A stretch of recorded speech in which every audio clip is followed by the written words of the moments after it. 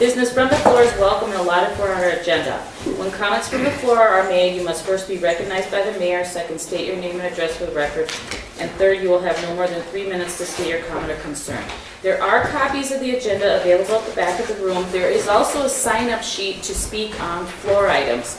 If you're here for the public hearing, you will have time to be able to get up and speak during that time in which you don't have to necessarily sign up for the floor items. And please turn your cell phones off. Thank you. All right. And I'd like to thank you all for coming tonight on a snowy night. We didn't pick our best weather for this. But, as Corey said, if you're here for the public hearing, you will be able to speak to that. We ask people to come to the podium. Is that mic on? Yeah, it should be. Come to the podium, state your name, give us your address, and then speak to the topic of the meeting. Thank you. So I take a motion to approve the meeting agenda for tonight. Mr. Mayor, Councilmember Rainville. if there are no additions or changes from council, I approve it as presented. Second. Motion is second. Any other discussion?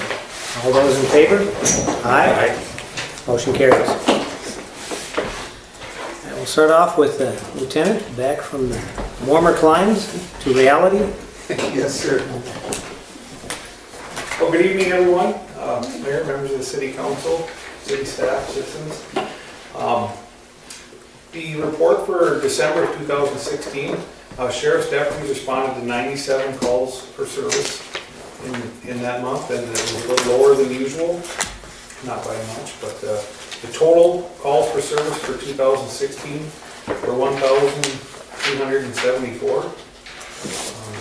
And I think in the stat sheet that is sent out from our patrol division, it does have some year-to-date numbers for 2015, and the only thing I'd add is, again, cautioning you a little bit to use those to make real comparisons about some of the, whether there's crime is going down or that category of crime is going down, just because with my dealings with that system, I'm a little concerned with whether how accurate those numbers are. So what I do know, 2016 was better, so I think moving forward we'll be able to paint that more accurate picture.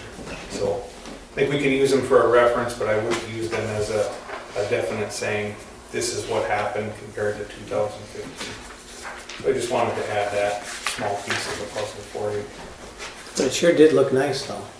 Because there were some, and there may be some correlation there, and that may be close, but I don't want everybody or the council, the public, to think that that's an absolute accurate snapshot of what happened. That's why I give that caveat, because I just don't want there to be any confusion down the road. Just a couple of cases I wanted to talk about this month. On the 12th, an enclosed trailer was reported stolen from the 19800 block of Nowland Boulevard. This is a trailer was parked out on the property overnight, and the person had taken the right steps, tried to lock up the tongue and everything, and somebody was still able to come in and able to take away the trailer. And it looks like they even tried to take another trailer that was sitting there on the property. So it's just another case of, unfortunately, there's people that are transient that come through or target that type of thing. So just a reminder, if you have stuff like that, even though you're taking the right steps to lock up the tongue, sometimes, depending on how valuable that trailer is and what's inside of it or on it, you might want to take some extra steps, just because you just never know. There's people around that the time and effort you put in to earn money to buy stuff like that, other people are willing to take it right out from underneath you. With that, the trailer's been entered as stolen and the investigation is ongoing, but it's just one of those things I'd like to highlight. This was even somebody who was trying to do the right thing, and unfortunately it still wasn't quite enough. You could see where they tried to tamper with the lock on another trailer but weren't successful with that one. So just like to point that out. And in this case, it's just more of kind of a safety thing. 9:30 at night on the 26th of December, one of our deputies stopped a vehicle that we'd received a report on of a possible impaired driver. And the person when the deputy got in behind the vehicle, was having difficulty driving, obviously not maintaining their own traffic lane. Deputy stopped the driver, who ultimately was highly impaired and tested 3 times the legal limit. I just like to bring that up to people as a caution. You know, this is 9:30 at night on a Sunday, not 1 o'clock in the morning on a Saturday, where, you know, people normally associate impaired driving and stuff like that with late at night. It's just a reminder, when you're out there, you really have to watch for yourself. And the second piece of that puzzle is we really appreciate the citizens taking the time to call us and being willing to tell us that information so we can get involved and get this person off the road. And not this drunk driving arrest, but another one that I looked at from the city. You know, there was a person who was arrested who, they were stopped in the middle of the highway, had no idea where they were at all. So here's a person who's driving a motor vehicle and is found in the middle of the highway and has no idea where they are, how they got there, or anything like that. So at some point, I only bring it up as a reminder. Nobody has any concerns if you're consuming alcohol, but don't drive if you are. And then if you do happen to be out and about and see that stuff, please take the time to call us, because that's, you know, I've dealt with it enough fatality crashes in my career that it's worth the phone call for us to get, so we can try to intercede before there's injury or death associated with that. So in both of these cases, we're not now then citizens. These were people that were from out of the area that somehow they were coming through the area and ended up here. So just a point of information. And then I also wanted to point out, we're still seeing around the county, not necessarily in Nowden, but this time of year with tax stuff coming up, remind everybody to really be careful with their personal information. We're still seeing tons of different schemes and identity theft type things around the county, where people are just being victimized over and over again. So not only, like I started out with the trailer, be real cognizant of not only your physical property and doing the things you can to try to keep that stuff secure and safe, but your personal information. Just be really leery about who you're giving it out to and protecting it when it's in your own home and stuff like that. So it's just amazing the continuing volume that we get. So, and again, the cases there was nothing specific this month and now then, but it's happening everywhere. And it's just random when it does happen here. So wanted to point that out. And that's actually all I have for the report. All right. Council, have anything for the lieutenant? Mr. Mayor, Councilmember Rainville? I do have a question for the lieutenant.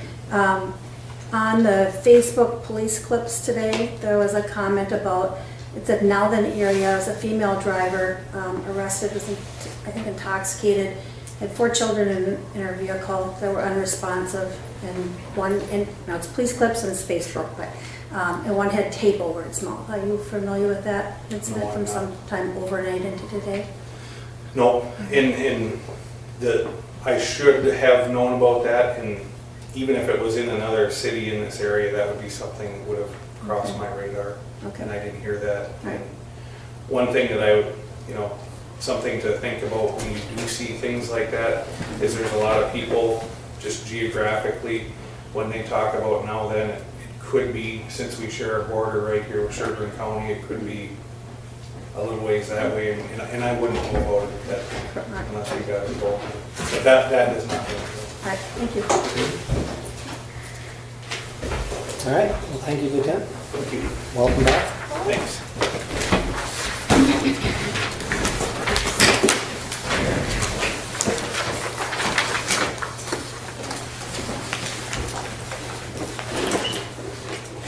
We have 3 floor items. Mike and Pam Coolidge. Is it too late? 4 items? Yes. Mike and Pam Coolidge. And the proposed road through the land. Pardon? I am Pam Coolidge. Okay. Did you want to speak to the public hearings, which is really what you wanted, right? Yeah, we're kind of here for that. We have some questions, so we didn't know if we should write our name down for the questions. Yeah, we'll take that with the public hearing then, so. Okay, all right. thank And I'm guessing Kelly and Gary are the same, Yep. all right? And Tony Elfeld, are you speaking to the same, or? I may speak, I don't have any plans to speak at the moment, Okay, but it would be at the public hearing. all right. All right. And then we will move right to the public hearing. We have a public hearing for a request from John Wagner and Bill Llewellyn for a land use plan amendment to our comp plan. This request involves a revision of the land use plan by removing the conceptual frontage road alignment from quadrant 2, the northeast quadrant of Viking Boulevard and Highway 47 intersection. Actually, I think that means Malvern Boulevard. Yeah. It's intended to be Viking Boulevard and Malvern, not 47. And I'm assuming by the turnout here, the notices all went out. And so that we can give a little background on what's going on here, is some years ago, the city adopted a concept plan for frontage roads and backage roads on our major intersections. Back in 2012, the county informed us that at some point when the traffic volumes go up, they are likely to be dividing 22 and potentially 47 and Nowland Boulevard. And when they do that, then businesses would only be allowed right in, right out access to their property. And so before those areas developed, the city thought it wise to at least put a concept plan in there so when people are developing their property, they have some idea that in the future, the major intersections are going to be a mile apart from each other. And in between those major intersections will be, you'll only be able to come into your property from the right and exit your property to the right. So as you see, Ramsey would be a good example. If you go down and you want to get to a business that's on the east side of the road, you go down to the major intersection, make a U-turn in the road, whether it's 47 or Bunker, or you make a U-turn in the middle of the road and go back to those businesses.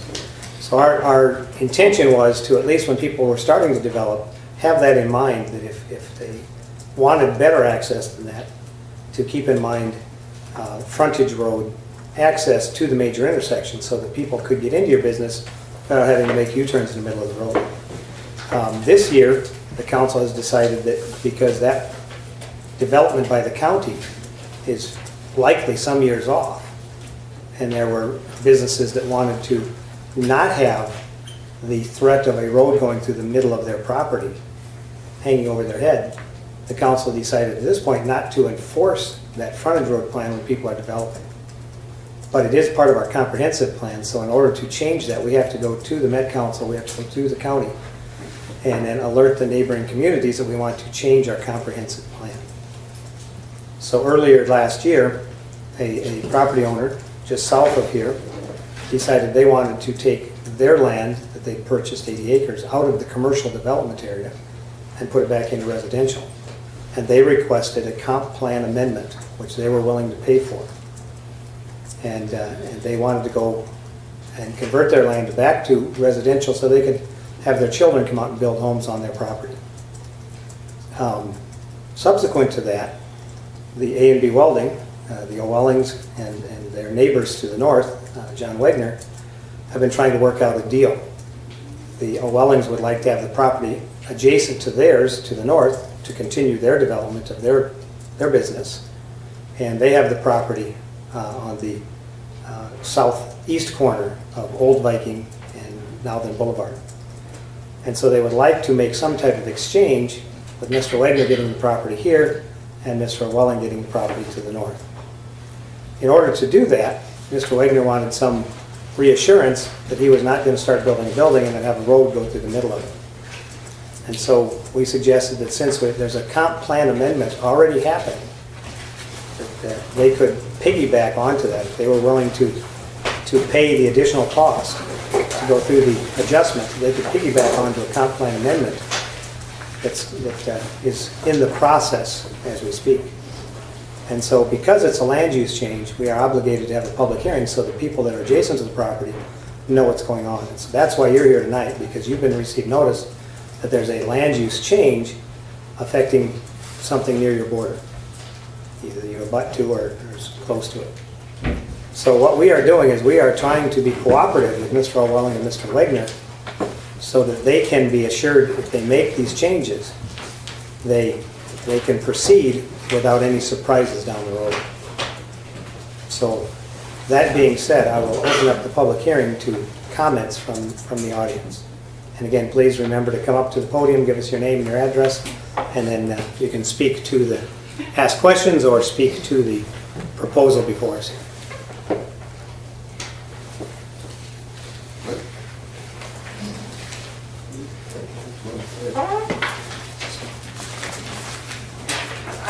I am Pamela Coolidge. I live at 7680 Old Viking Boulevard, kind of locally on Hodgepodge Stables.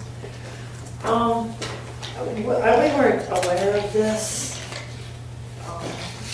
I guess I have some questions that have come up just through the discussion and your explanation. I guess we were looking at long-term plans, not only for our facility, from me being retired now and slowing down to possibility of kids taking the opportunity to do things. And my question is, this proposal, the way I understand it, and I could be wrong, and I probably should meet with you personally, is only involves this red square area and the amendment there. It still draws right through my facility and it kind of puts my house on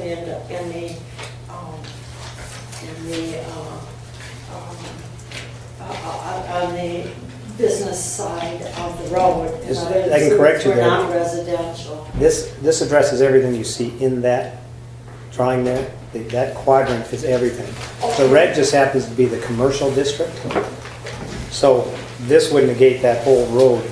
Oh, going so down we'd to be the park. amending this whole idea. Oh, Yes. that would be awesome.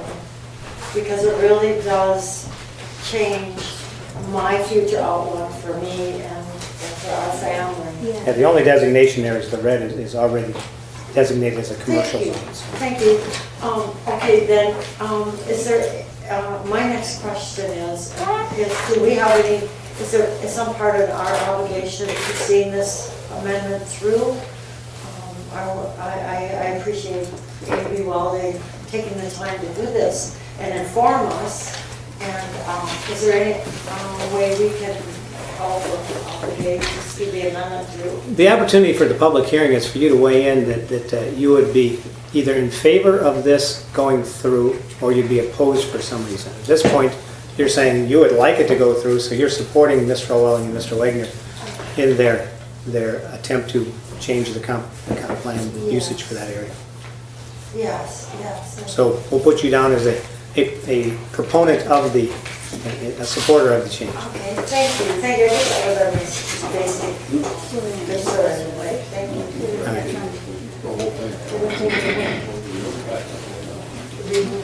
Remove it? Well, no, we So want the, to remove it too. Your concern was addressed with that then? Yep. Yeah, we live right next door to her. Yeah, and they also would like, you can speak. Yeah.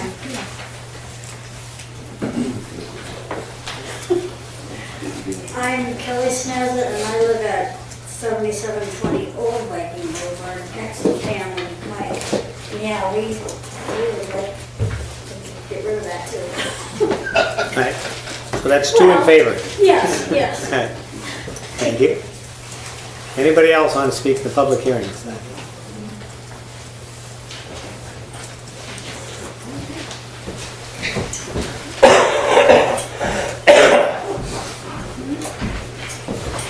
Matthew Schiffauer, 19721 Nowden Boulevard.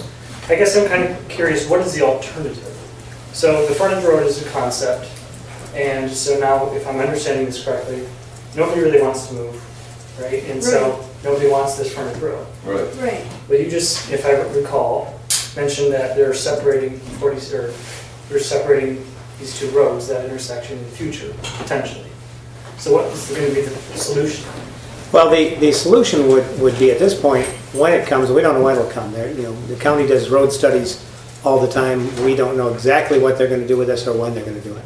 Right. But when that comes in, if they were to divide, most likely 22, well, Viking would be divided first. But if they were to divide that, say on your property there, if you were getting access out onto 22, anybody going out from your property could only turn right.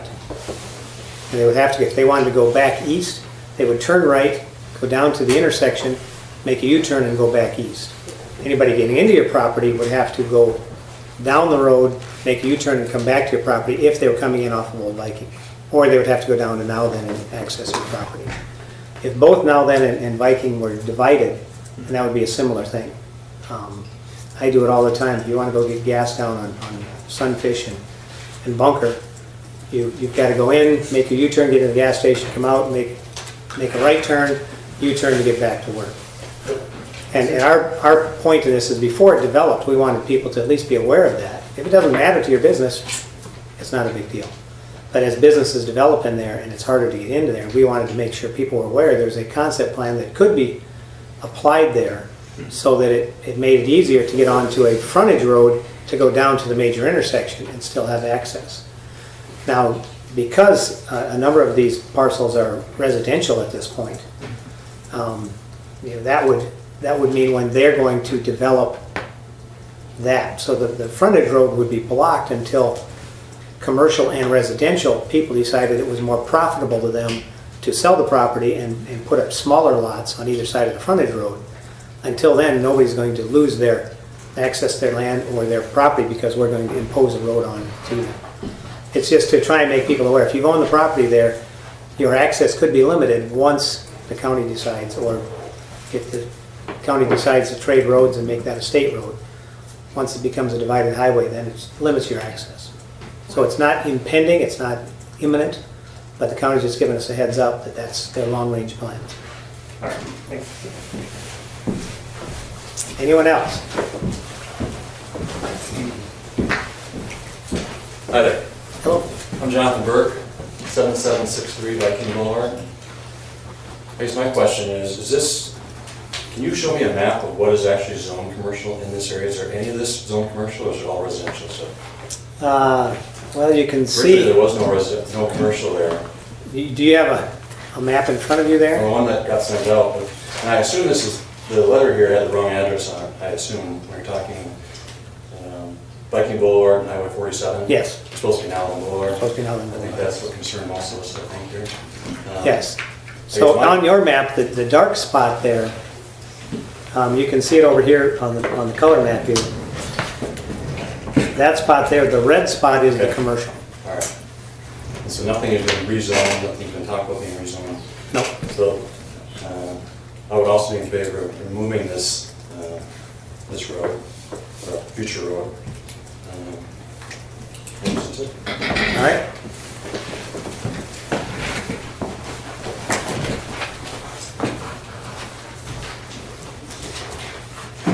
Anyone else?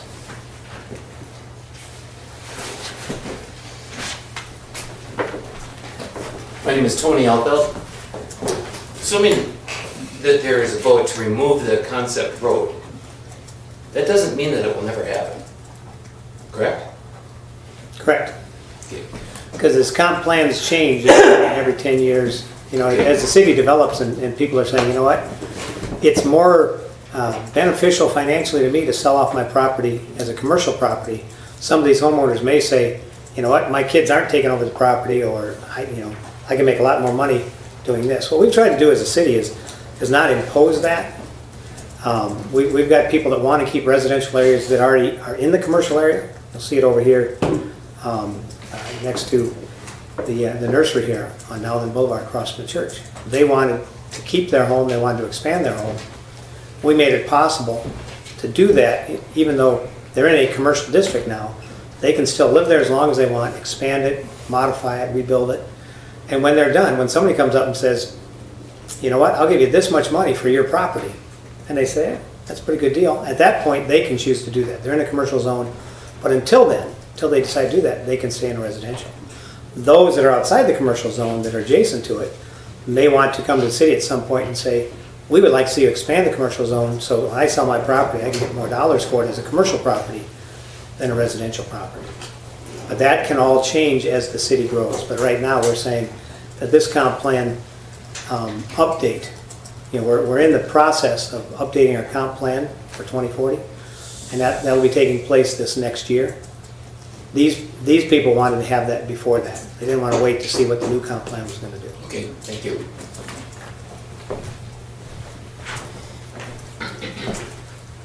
Anyone else?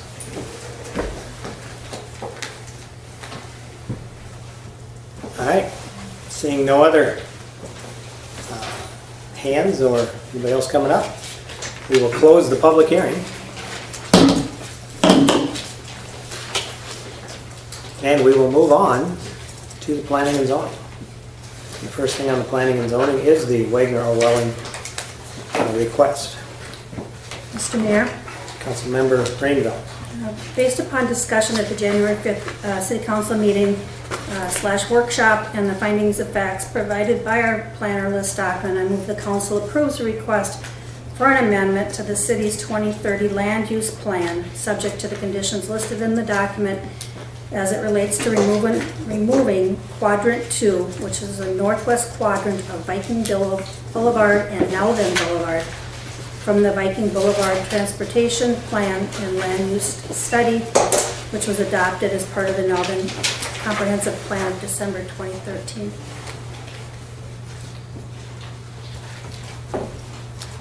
I'll second that. All right, we have a motion and a second. Any other discussion?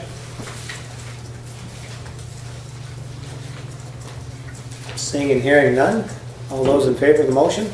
Aye. Opposed? Motion carries.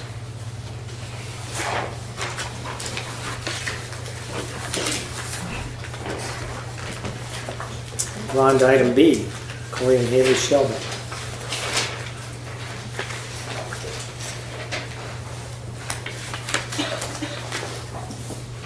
Mr. Mayor, Councilmember Rainville. based upon the discussion at the January 5th City Council meeting / workshop and the information provided by Planner Liz Stockman, I move that the council approves the removal of the reference to Green Acres, which will allow the Sheldons to place their building.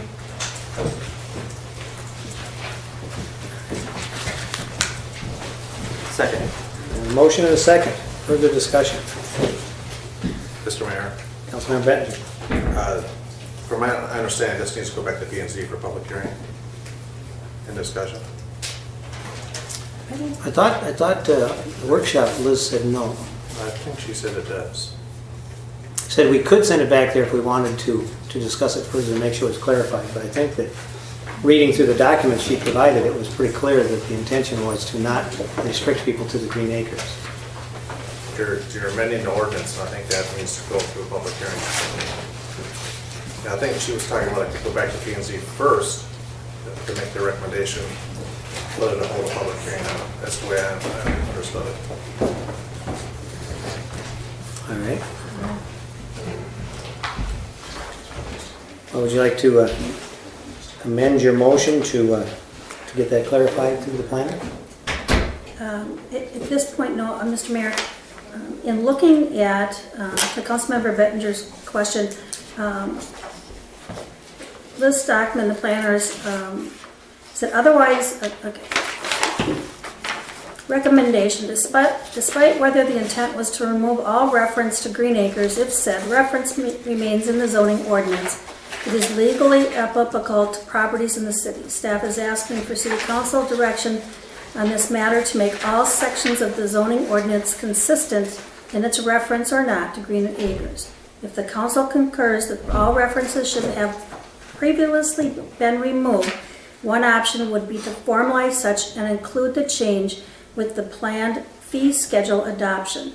Otherwise, the topic could go back to planning and zoning for discussion / recommendation. The Sheldons are aware that the decision in response to their letter may or may not happen at the regular City Council meeting in January 10th.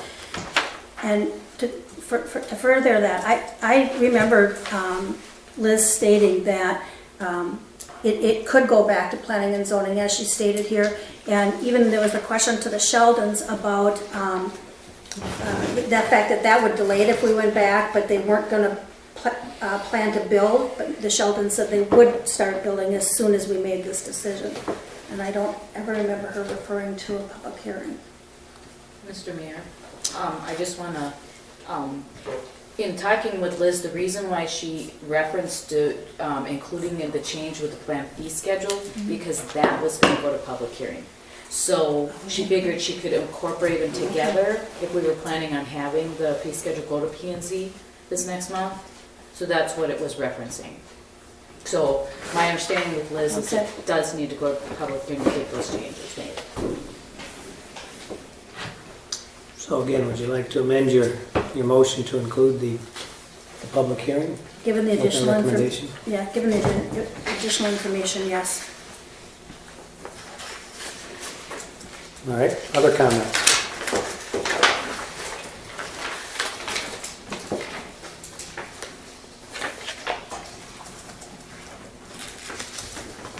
Seeing and hearing none, all those in favor of the motion? Aye. Aye. Opposed? Motion carries. So you'll be able to... We have hopes that it's going through here. I don't see any difficulty with the... What's the next step for us then, to sit and just wait, or? Yeah, Liz will get in touch with you, but it'll go to a public hearing through our planning and zoning Okay. and with our fee schedule. And so at that point, people will, again, be notified like they were tonight. The neighbors will be notified within 1,320 feet, and they can come and say yea or nay. Do I need this, can I talk right here? Yes, you may. It was my understanding that it was it was removed from all the rest of the stuff, just not that one section, the Green Acres? Yes. So that has to go through all of that because it wasn't. Because removed? it wasn't removed, yes. They just, it keeps government from doing a sleight of hand. When you're formally changing things, the state statutes require that if it's an ordinance, we have to have a public hearing so that everybody knows what's going on. When is the public hearing? Public hearing, are we talking February 21? third week of February? So, Okay, thank you. No, fourth. fourth week of February. Yeah, fourth week, the 28th. It will be the 28th of February.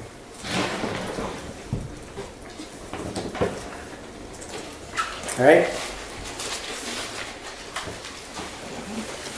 And next up would be the fee schedule. Mr. Mayor? Councilmember Rainville. Based upon discussion at the January 5th City Council meeting workshop, I move the council directs internal staff to provide a detailed report showing how our fees compare to surrounding cities. The report should include, but not be limited to, comparison of Oak Grove, East Bethel, Bethel, Ramsey, St. Francis, Linwood, and Elk River. In addition, using the new information the staff obtains is to refine this fee schedule for council's review at the April council meeting. The final report should include whether the comparison cities provide services such as building, engineer, planning, and zoning administration internally, or if they're contracted out. If a fee is imposed by another governing body, a reason for a fee being increased or decreased, stating which line items can be combined, whether the general labor rate is still appropriate given hourly rates, payroll taxes, and benefits. Do we need an administrative and an outside labor category for labor rate? And whether the park fees are in line with the new park facility use application.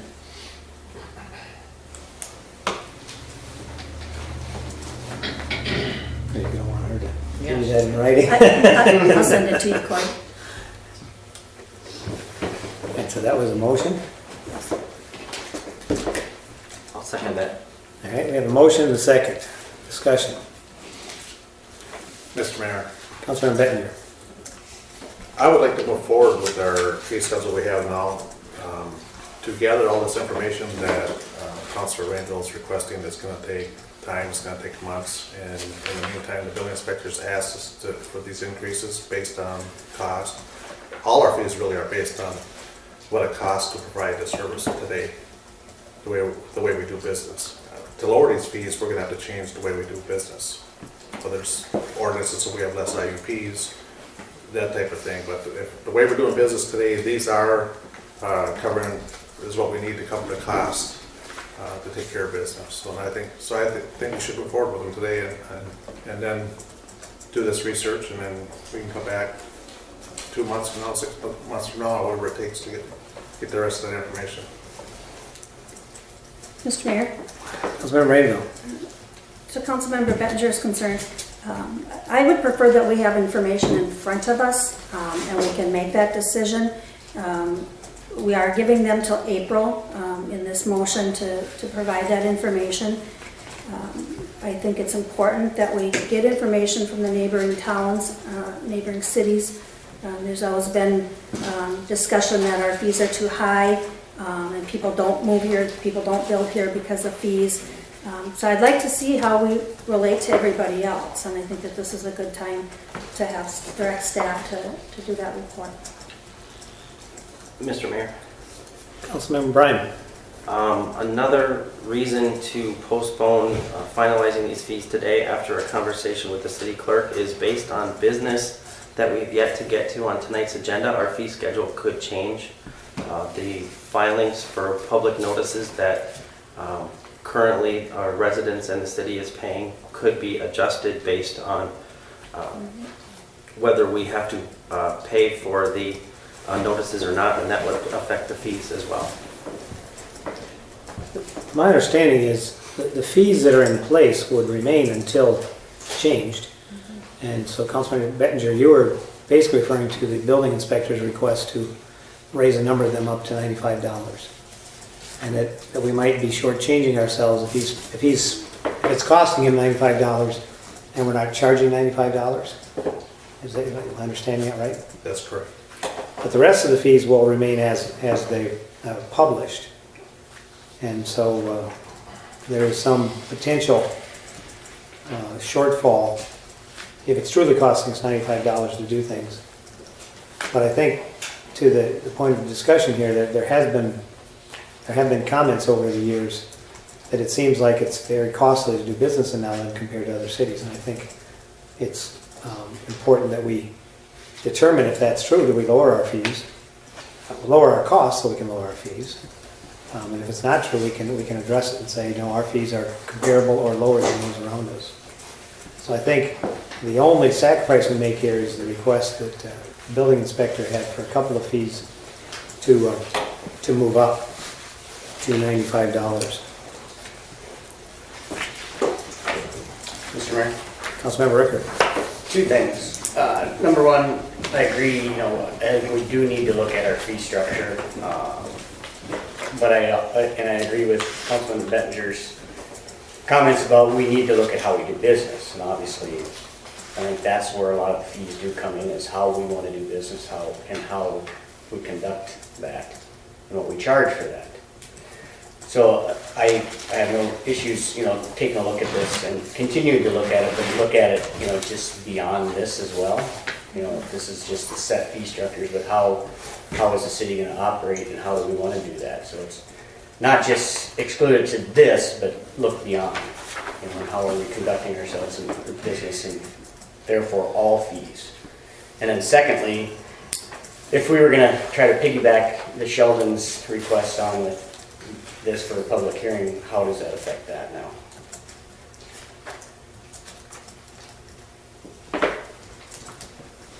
I think the public hearing, you're saying the council would act on it in April? Yes.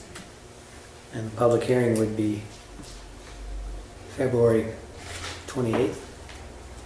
So all this would have to be done before then? Yeah, so we could say by the March council meeting, I would take an amendment, change my motion to read the the March council meeting. So have this ready for public hearing in February 28th. Take a recommendation from the planning and zoning and proceed to vote on it in March. Mr. Mayor? Councilmember Rainville. To Councilmember Rickard's concern about how we do business as a whole, part of this is comparing our fees to other cities and how do they compare to cities that contract out, which we do for our major functions, or whether it's internally. Are our contracted out fees less than what residents pay as a whole if those professionals are on staff? It just gives us a better idea of that, and then we can use that information going forward also. Mr. Mayor. Councilmember Rickard. And like I said, I do agree with that. It's just, again, we gotta look at a bigger picture, perfect example. Our city planner charges 3 different pay rates. Why is that? I don't agree with that. It should be one rate no matter what, if she's doing work for the city or somebody else. So we need to look at that as well. Mr. Mayor, Councilmember Bettinger. that's just it, on doing this, and I don't think, March or April may be enough time, because if you want to compare the fees, you need to compare how they do business too. I mean, what's their ordinances?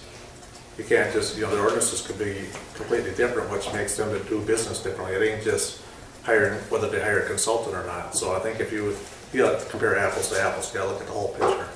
And it's done like that, but what can we do to mainstream some of our things? We just have some ideas about, instead of everything going to public hearing, that you could have things done administratively, and which would really help lower the fees. So that's the things we need to look at, and I don't know if our staff has enough time to collect all this information that we're requesting and get it ready for us by our March meeting. I think that the planner did say at a workshop that she'd already done this research and has that available to turn over. I don't know how current it is, but I know she was working on it this last year. Agreed, if, the statements that are made that we're so much higher than other people, other surrounding communities, if that's true, the point is, how are they doing business? Are they doing things administratively? Are they doing things with internal staff? Or are they not going through quite the rigmarole that we are? So I think it's germane to say, why are they cheaper? Or are they cheaper? If they are, why? And how can it be more efficient? I think this is certainly the catalyst for that. So.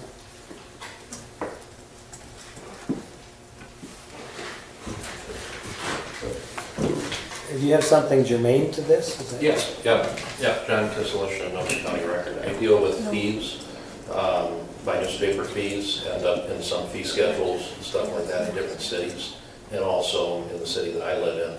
My question is, why do you have fees in ordinance versus resolutions? I've generally found it more common that fee schedules are done by resolution. So an ordinance is passed that references the fee schedule. The fee schedule is by resolution. Therefore, the fee schedule can be changed at any city council meeting that you want without going through the process of public hearing, publishing the notice in the newspaper, so on and so forth, the whole production that goes into an ordinance. Thank you. We'll take that into consideration. Mr. Mayor. Councilmember Rickard. And that all kind of goes along, how do we do business? Do we need an ordinance where we could have a resolution?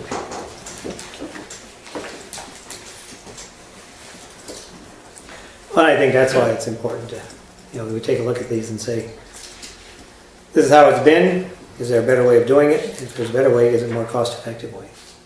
And that's what we want. We want to make things more cost-effective for our residents, for our businesses. And certainly if a resolution versus ordinance is more cost-effective and more flexible, it's worth looking into. So, Mr. Mayor. Councilmember Bryan. Councilmember Rainville, would you ascertain an amendment to include the ordinance versus policy on the fee schedule? Yes. Because I'm assuming, maybe I'm wrong, that would have to, if we're taking it out of ordinance, that'd have to be a public hearing. Yes. So that would be worth if we have to have a public hearing to approve or deny, let's just get it one way or another.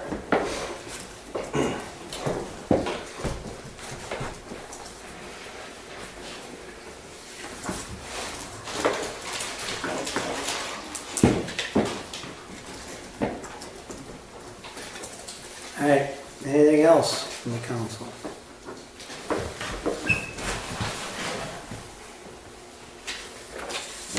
So we've got a long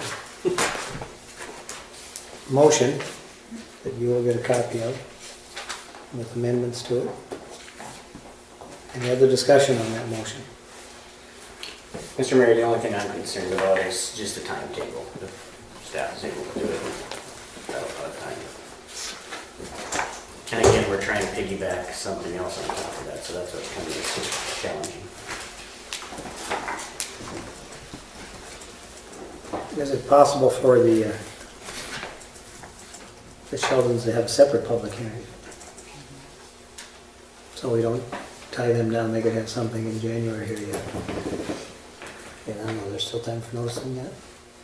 No, Mr. Mayor, that would have been the only item on the agenda, and the time has lapsed for the notice to go out. Okay. So that's why we were talking about the February meeting. But we can still do it as a separate item. So they won't bog them down if this is a slightly bigger project than we thought, they can still proceed. And Mr. Mayor? Councilmember Rainbow.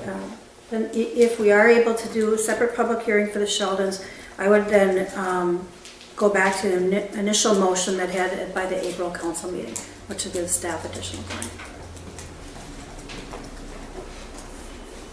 All right, any other changes at this point? Seeing and hearing none. All those in favor of the motion? Aye. Opposed? Aye. Motion carries.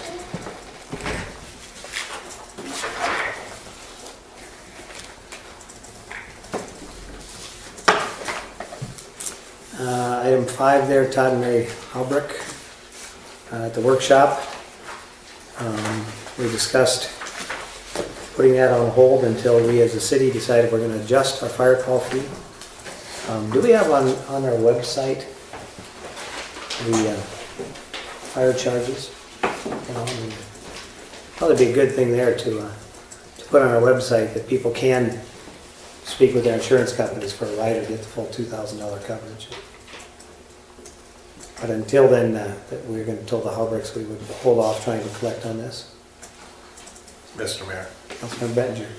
I'd like to see this part of that fee schedule conversation is, this is another thing that you can compare what are other cities doing, because I don't think anybody else charges for fire calls, so that could be something else to, we check with other cities, see how they're handling this, and then we can make a decision to either change it or leave it or whatever.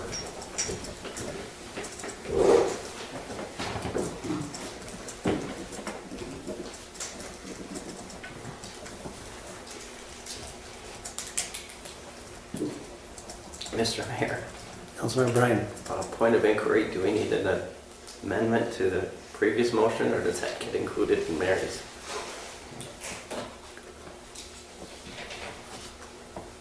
I think it's part of it. He's saying he'd like to see it part of the discussion. Making it generic fee schedule?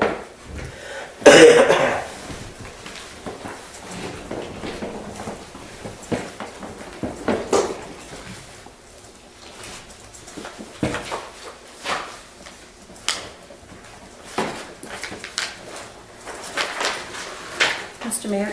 Councilmember Rainbow. In looking at the fee schedule, there are fire fees in there. And it does have the home structure fires at 2,000, so it would be part of the review. You got your wish before you asked the question. All right. So we're not making a motion at this point. Anything else on the Halbricks? All right, move on to Park and Rec. Mr. Mayor, I'd like to make a Ricker? motion to have staff work with Jimmy Johnny's to order another porta potty and have it placed by as close to the benches by the skating rink as possible. And to have staff then contact Jimmy Johnny's as well when they deem that it's ready to take out of there, as soon as they deem the ice is non-skatable. I'll second that. I have a motion and a second. And I'm assuming you're going with the fee that we're paying in the recycling center. So, not to exceed.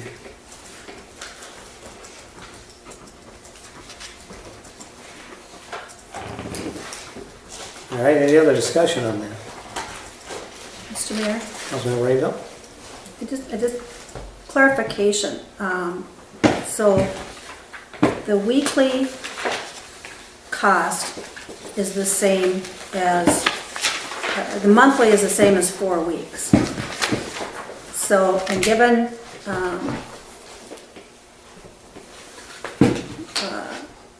Lori's email, that if we remove it before the month is over, we would still have to pay a month.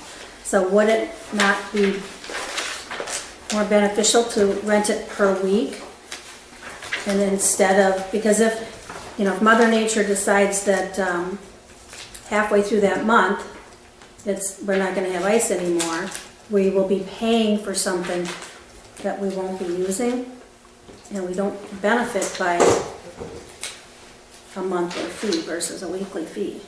Mr. Mayor, Councilmember Bryan? to reply to Councilmember Rainville's, I believe I saw somewhere that in Lori's email it referred to that if I understood it correctly, we'd have to pay for at least a month, and then every month after that it would be prorated if it was removed prematurely.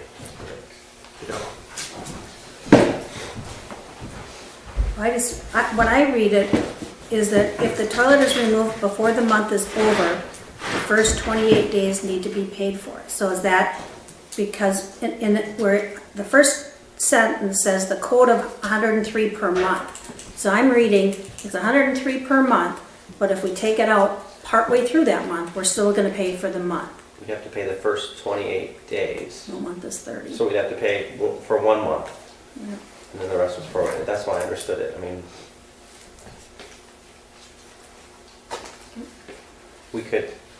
I'm assuming we could get clarification from Lori, but Well, I'm not going to be called out on delaying the porta potty again because I don't want the citizens to pay for something they're not using.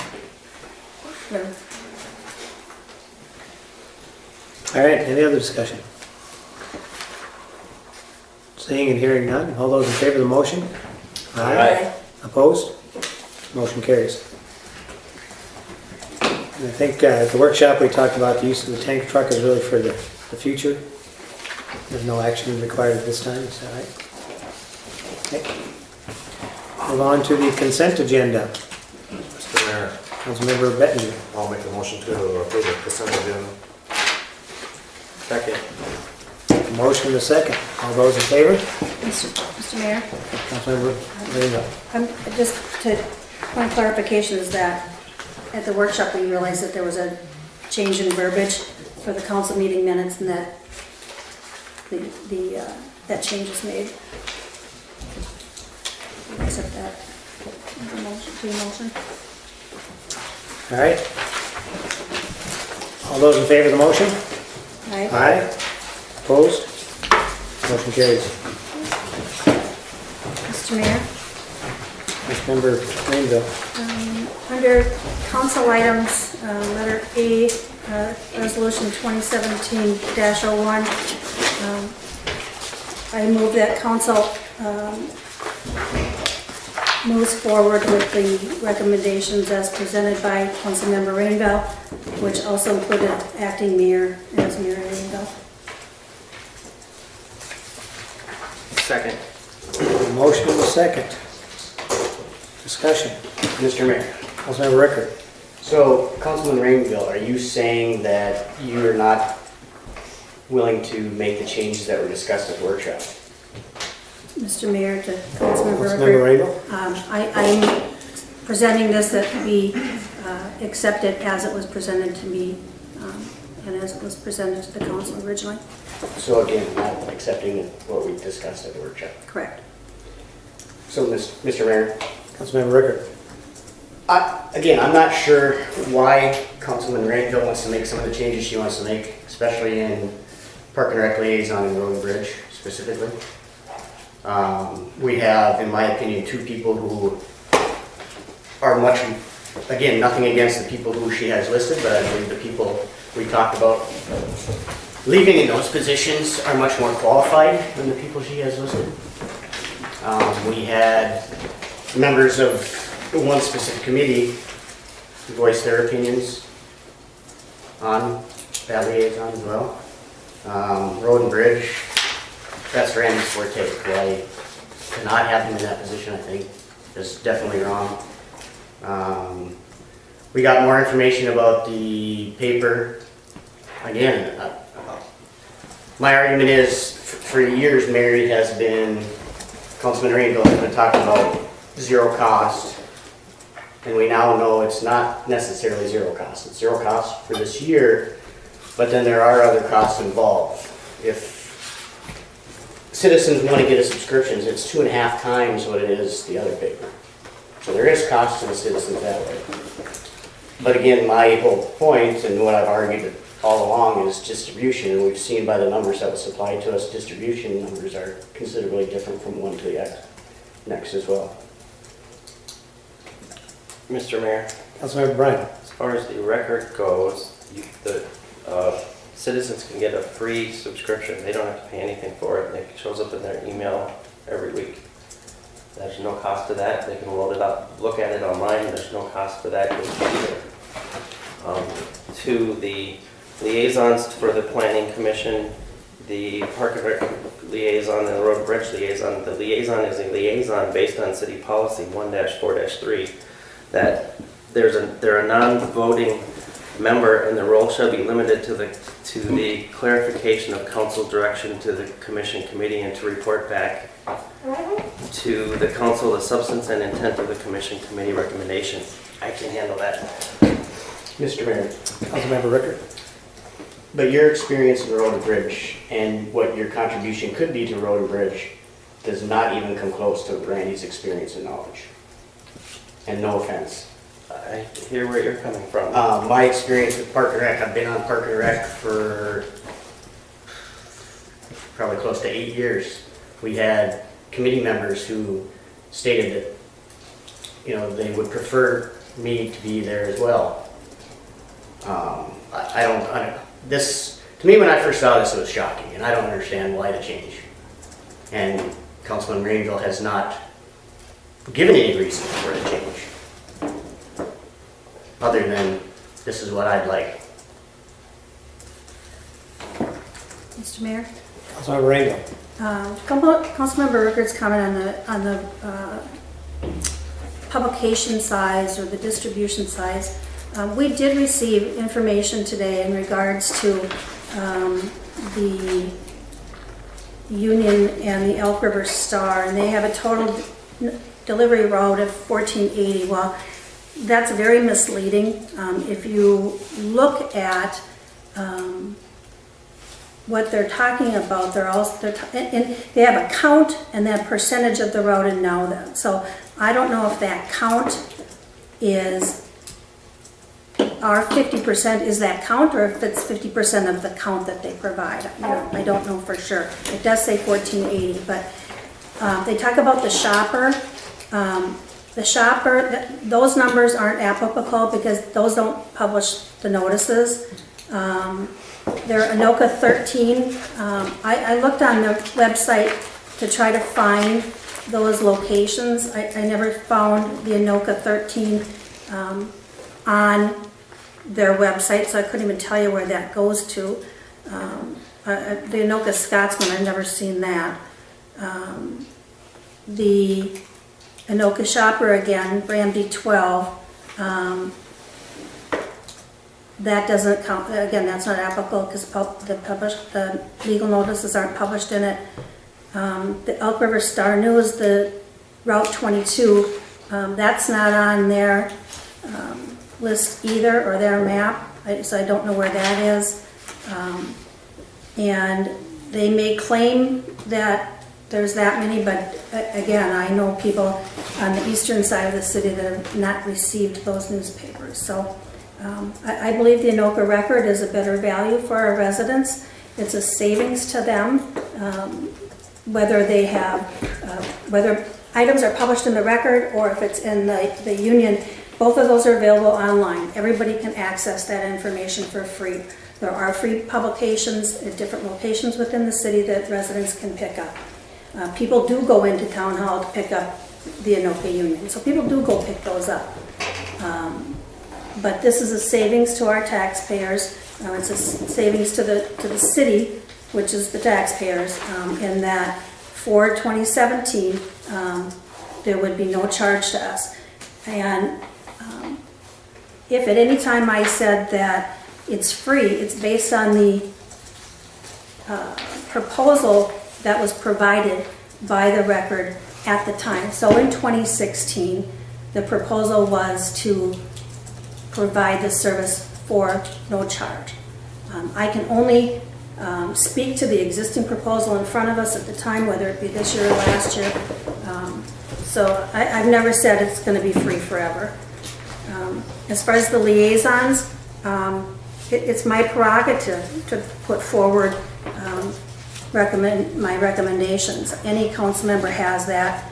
I mean, I have the piece that you put forward in 16, putting in the different committee members. So no different than what you did in last year. And to council member Brian's comment, again, our liaison always is a conduit. That doesn't mean that a council member cannot provide input to something that any of those committees are dealing with at the time. But all it is a conduit from the council to the committee and from the committee back to the council. Mr. Mayor, Councilmember Rickert. I'm well aware of how the committee or the liaison roles have changed. I'm the one who pushed for it. I've been part of, like I said, I've been part of Park and Rec for probably just under 10 years, in between 7 and 10 years. I have more experience with the committee. Randy has more experience with Road and Bridge. I think if we vote the way Mary's proposing, we're doing a huge disservice to both our committees, because we've already had one group of committee members come in and say who they prefer, so now you're taking their opinion and their voice completely out of it. And then secondly, you're taking the experience of those people out of it. It's just because they're a conduit between the council doesn't mean that they can't add opinion and input. And if they have that experience and resources, they should be able to add those. They're not a voting member, but again, they can add input. Just like the mayor adds input with planning and zoning. So again, I think if we vote, or if the council does vote that way, the Record, I know is where it's going, so I'm not going to fight that battle any longer.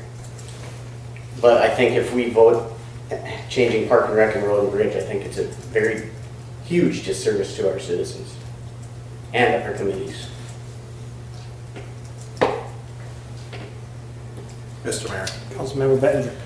I agree with Paul on most things he said, and you know, as far as the paper goes, you can't argue distribution is way better with the Elk River Star and Anoka Union. It's way better. More people get it, and if that's what your goal really is to get the information out to our citizens. I've heard it from all of us here once some point in time. I've heard for years when we were Township, Dale Ames argued for years that the Elk River Star should be our legal paper, which we couldn't legally do. But as far as distribution, hands down, the Anoka County Union Herald is better. And their paper is available, like you said, the store, City Hall, it's online. There's like 400 residents on the west side, the Elk River zip code, to get it for free delivered right to their house. There's 30 people, 30 residents that pay for the Anoka County Union. There's nobody here that pays for the Anoka County Record. And as far as committee representation for the liaison, you know, we just had a workshop talking about putting together a goals meeting and collaboration and working together and stuff. And to me, if this committee resolution passes tonight, I don't see that as a sign of working together. It's kind of kicking some of us off the committees as a retaliation or whatever. And I mean, if that's what the council wants to do, that's fine. I guess you guys have the control of it, so go for it, but that's not a sign of working together. Any other comments, discussion? I talk. Wait, you let him talk. He wasn't on the agenda. He had something pertinent to say what you were talking about. So do I. You can't just let your friends and people you like talk. It's either nobody talks or everybody should talk. You can talk no longer than he did. Well, Dan Williams, 7967, Fairmont First Lane. Like I said at the workshop, I don't know how you guys can do this to us. This lady, Mary Councilman Rainville, campaigned against another campaign thing she thought was a bad idea. How can she be a conduit for us if she's against it? It'd be like 220 versus 110 conduit. She's not going to present it like how. He's enthusiastic. He has a bank of parents and stuff for doing attendance. She has none of this. You know, and then she shouldn't be in there when we're doing the events thing because your wife and her are the co-chairs of one of the main events here. So she shouldn't even be in here because we're representing Terry's case. Terry should be able to come. Anybody who has events to come. That's kind of like a conflict of interest thing there. You know, why would you sabotage our committees like that? Thank you. Thank you. Mr. Mayor. Mr. Williams does bring up a good valid point. It's one of the biggest things the Park and Rec Committee is working on, the special events guideline, which Councilman Rainville is a huge part of one of those special events that may or may not be affected by that guideline. And that is a huge conflict of interest in my opinion. Mr. Mayor? Councilmember Rainville. To that, I would say that as a liaison, I am a conduit. The council directs me to tell the committee something, the committee directs me to tell the council something. If you find that I violate that, then call me on it. But to assume that I am going to play preference to something or disallow or not support something or bring, I shouldn't even say support because my job is to bring information back and forth. And so to assume one, that I can't do that is, you're assuming I'm going to do something, Dan, and that's incorrect. The issue of the volunteers, Paul will also always have access to those volunteers. If he chooses not to continue to participate in it and do that, that's his call. And it sabotages the program. Okay, excuse me. You weren't out here helping put it up because you're not for it. You was out here in the money. Well, to Mr. Williams, no, I didn't know it was going up. We didn't. We were not notified that We're that was getting off going track up. here. So, you can say what you want, Dan. You have your right to your opinion. I just wonder why you think you'd be better for us than Paul is, or why Dan would be better for the community. You always say for the citizens. What do you bring that Paul doesn't? How would you take us to another level? There's no way you can do that. You're gonna say, oh, I need more information, and you're gonna stonewall all these projects. And again, Mr. Mayor, That's enough. That's enough. the job of the liaison is to bring information from one body to another and bring it back. Mr. Mayor, That's the job is, you also you construct the committee on what the council wants and how they want it. Mhm. You can construct them in all kinds of different ways, and you could, depending if you're for or against, you can construct them in any way. You add your opinion. Obviously, you have your opinion on some things and not. Again, I don't think you're a good fit for Park and Rec. And you were the liaison before, and look at the issues we had with the committee before. So why do you think now things have changed and we've had committee members already voice their opinions? It just doesn't make sense. Mr. Mayor? Councilmember Rainville. Councilmember Rickard, I'd like examples of issues while I was a liaison. Please provide examples. We're pointing to Dan. Mr. Mayor, we had 2 people at the workshop come up and talk about it. We had examples during that time. Other discussion?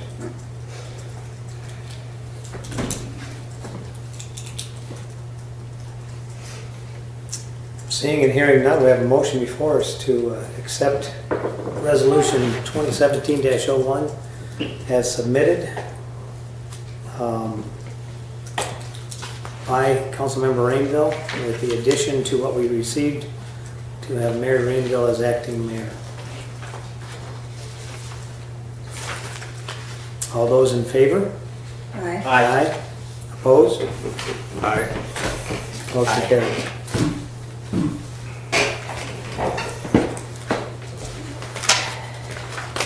Mr. Mayor, Councilmember Rainville.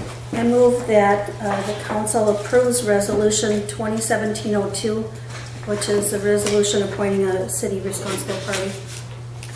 Authority. I'll Authority, second yes. that. Motion a second, any discussion? Seeing and hearing none, all those in favor? Aye. Opposed? Motion carries. And Mr. Mayor, Councilmember Rainville. I move that we table Resolution 2017-03, which is a resolution making official appointments to certain commission and committees until after the council's strategy session, in which the council may discuss possible changes, and that the committees will continue to operate according to existing policy until further notice. Second. Got a motion and a second. Discussion. Mr. Mayor, Councilmember Ricker. how can we postpone this in regards to some strategy session when none of us know what the strategy session is, what the agenda or what the topics are on the session? We have no idea.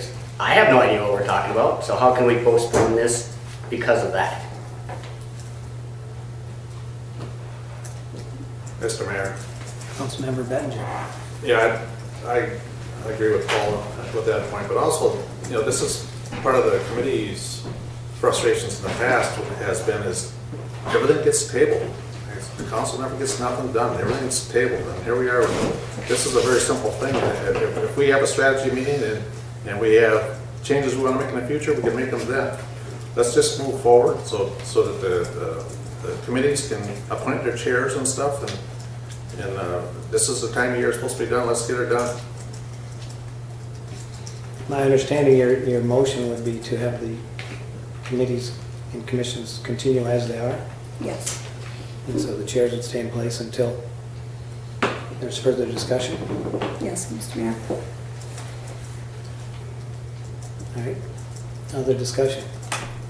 Mr. Mayor, Councilmember Bryan. I think if we are having a strategy session and these committees and direction of these committees come up, it would be worth tabling till then to have that discussion about what direction we want the committees to go towards.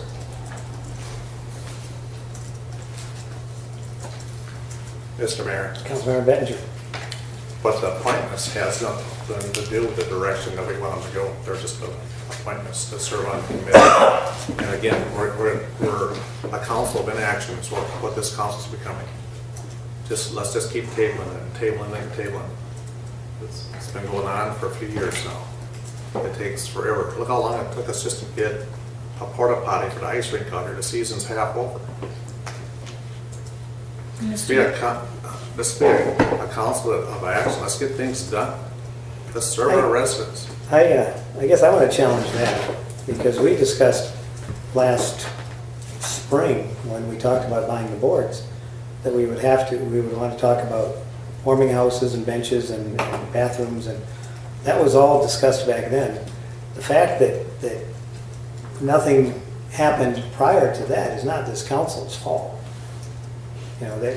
That's certainly not because somebody asked a question on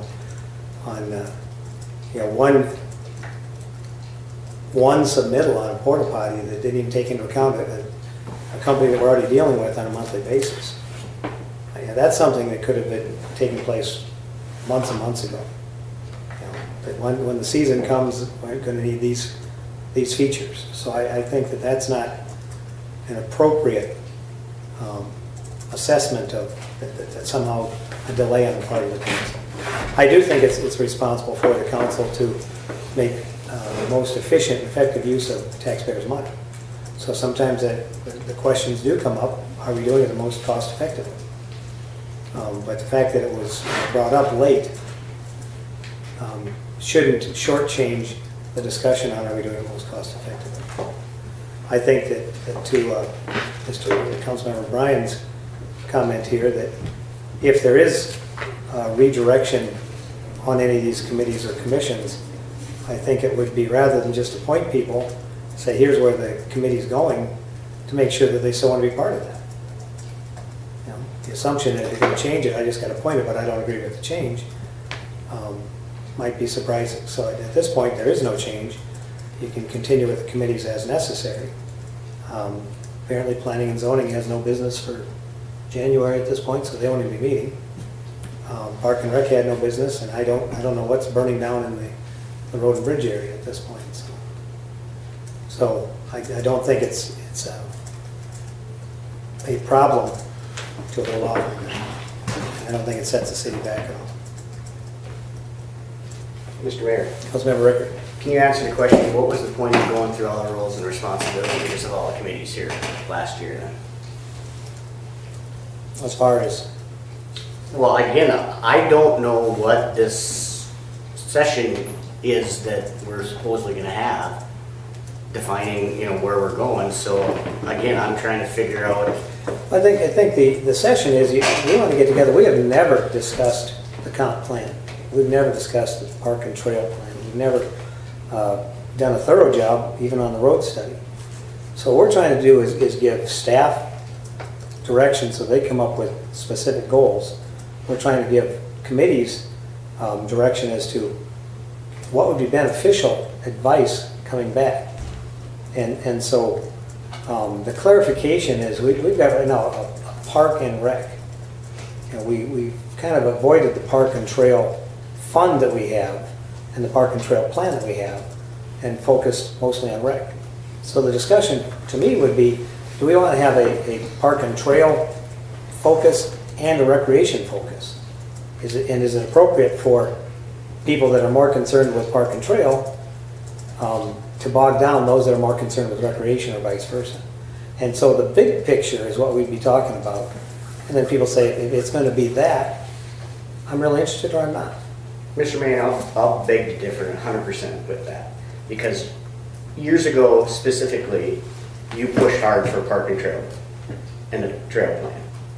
And we all, every single member on the committee got a park and trail plan, fully in all the trails, laid out everything. The problem is, there's no money out there. There's no building, there's no land, so that's why Park and Rec has been focused on what they have, because there are no funds out there to acquire these trails that you want. And you can't say we've never looked at it, because we have.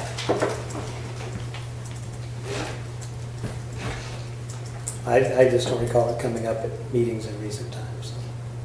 Because there's no funds there. Well, there is a capital account, but yeah. Other discussion. Mr. Mayor, Councilmember Bettinger. my example, that porta potty is, in my belief, the council could have handled that differently. We could have approved staff to get quotes from 3 vendors, 2-3 vendors, or whatever it may be, and move forward and get one out there. I think it's very important that there should have been a porta potty out there. We could have been a month ahead of what we are today.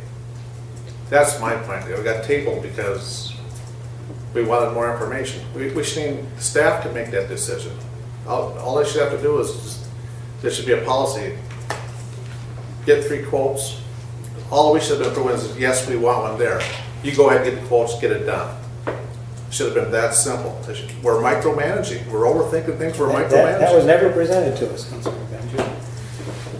That's The what committee, the park committee was committee did the complaining about. research and came up with a recommendation and didn't take into account a service we already use. Some of it's common sense. Mr. Mayor, the committee was not aware that we had a porta potty in the second sentence, so that's why. I don't And disagree. again, I agree with But that probably, once the council determined that we're going to put up an ice facility, at that point, it probably, as I think I've heard you say, it becomes a city issue rather than bogging it down on the park and rec. that would have been appropriate to say, okay, if we're gonna fund this, have staff research, you know, restroom facilities. And so, yeah, and I think that's part of, you know, what's the transition? We've debated many times, what's the day-to-day activity of staff members versus what's a recommendation by an advisory committee. And some of these things that we do on advisory committees really are day-to-day issues and day-to-day responsibilities of staff members. And that would have expedited this and say, okay, we want this, and so staff can take a look at the resources they already had within them and say, we're going to coordinate this. It'll be up when the ice skate, when skating starts, there'll be a restroom, and when skating finishes, it'll be gone, and they'll be the ones responsible for it. I don't expect Park and Rec to come back and say it's time to take down the porta potty. I don't even expect them to say when it's time to take down the boards. At that point, I mean, it's certainly we're using volunteer help to do that, but I would expect, again, reason for strategy discussions. Do we expect Joe to be taking care of that when it's time to take down the boards? Does he contact the council and say, I'm looking for volunteers? Here's the dates I've selected. Let's get them down and back in storage.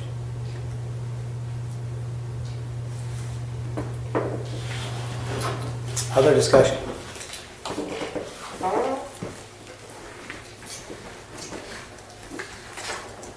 Seeing and hearing none, we have a motion to table until after strategy session.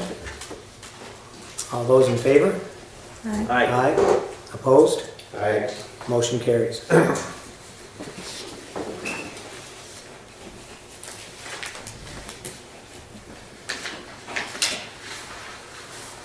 Mr. Mayor? Councilmember Rainbow. I move that the council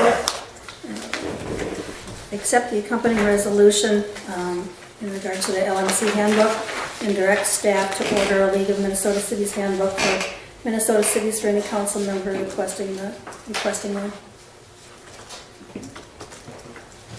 I'll second that. All right, we have a motion and a second. Discussion. Mr. Mayor, Councilmember Rickert. why spend the money when everything is online? We talk about, continually talk about being fiscally responsible, but yet we're gonna spend funds when you can find the same information online. And we're just talking about arguing for the record because it's online. So what's the difference? Mr. Mayor? Councilmember Rainbow.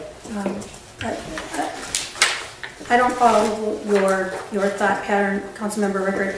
It's information that's available to us to have it in one location, in one book, with the tabs associated with the chapters. It's a good resource for council. I don't know how many are interested in purchasing it. It may be an expenditure of, I mean, if all 5 of us do it, I don't think that will happen. You'd be looking at $425. If 2 of us do it, it's $170. And I think that that's a value.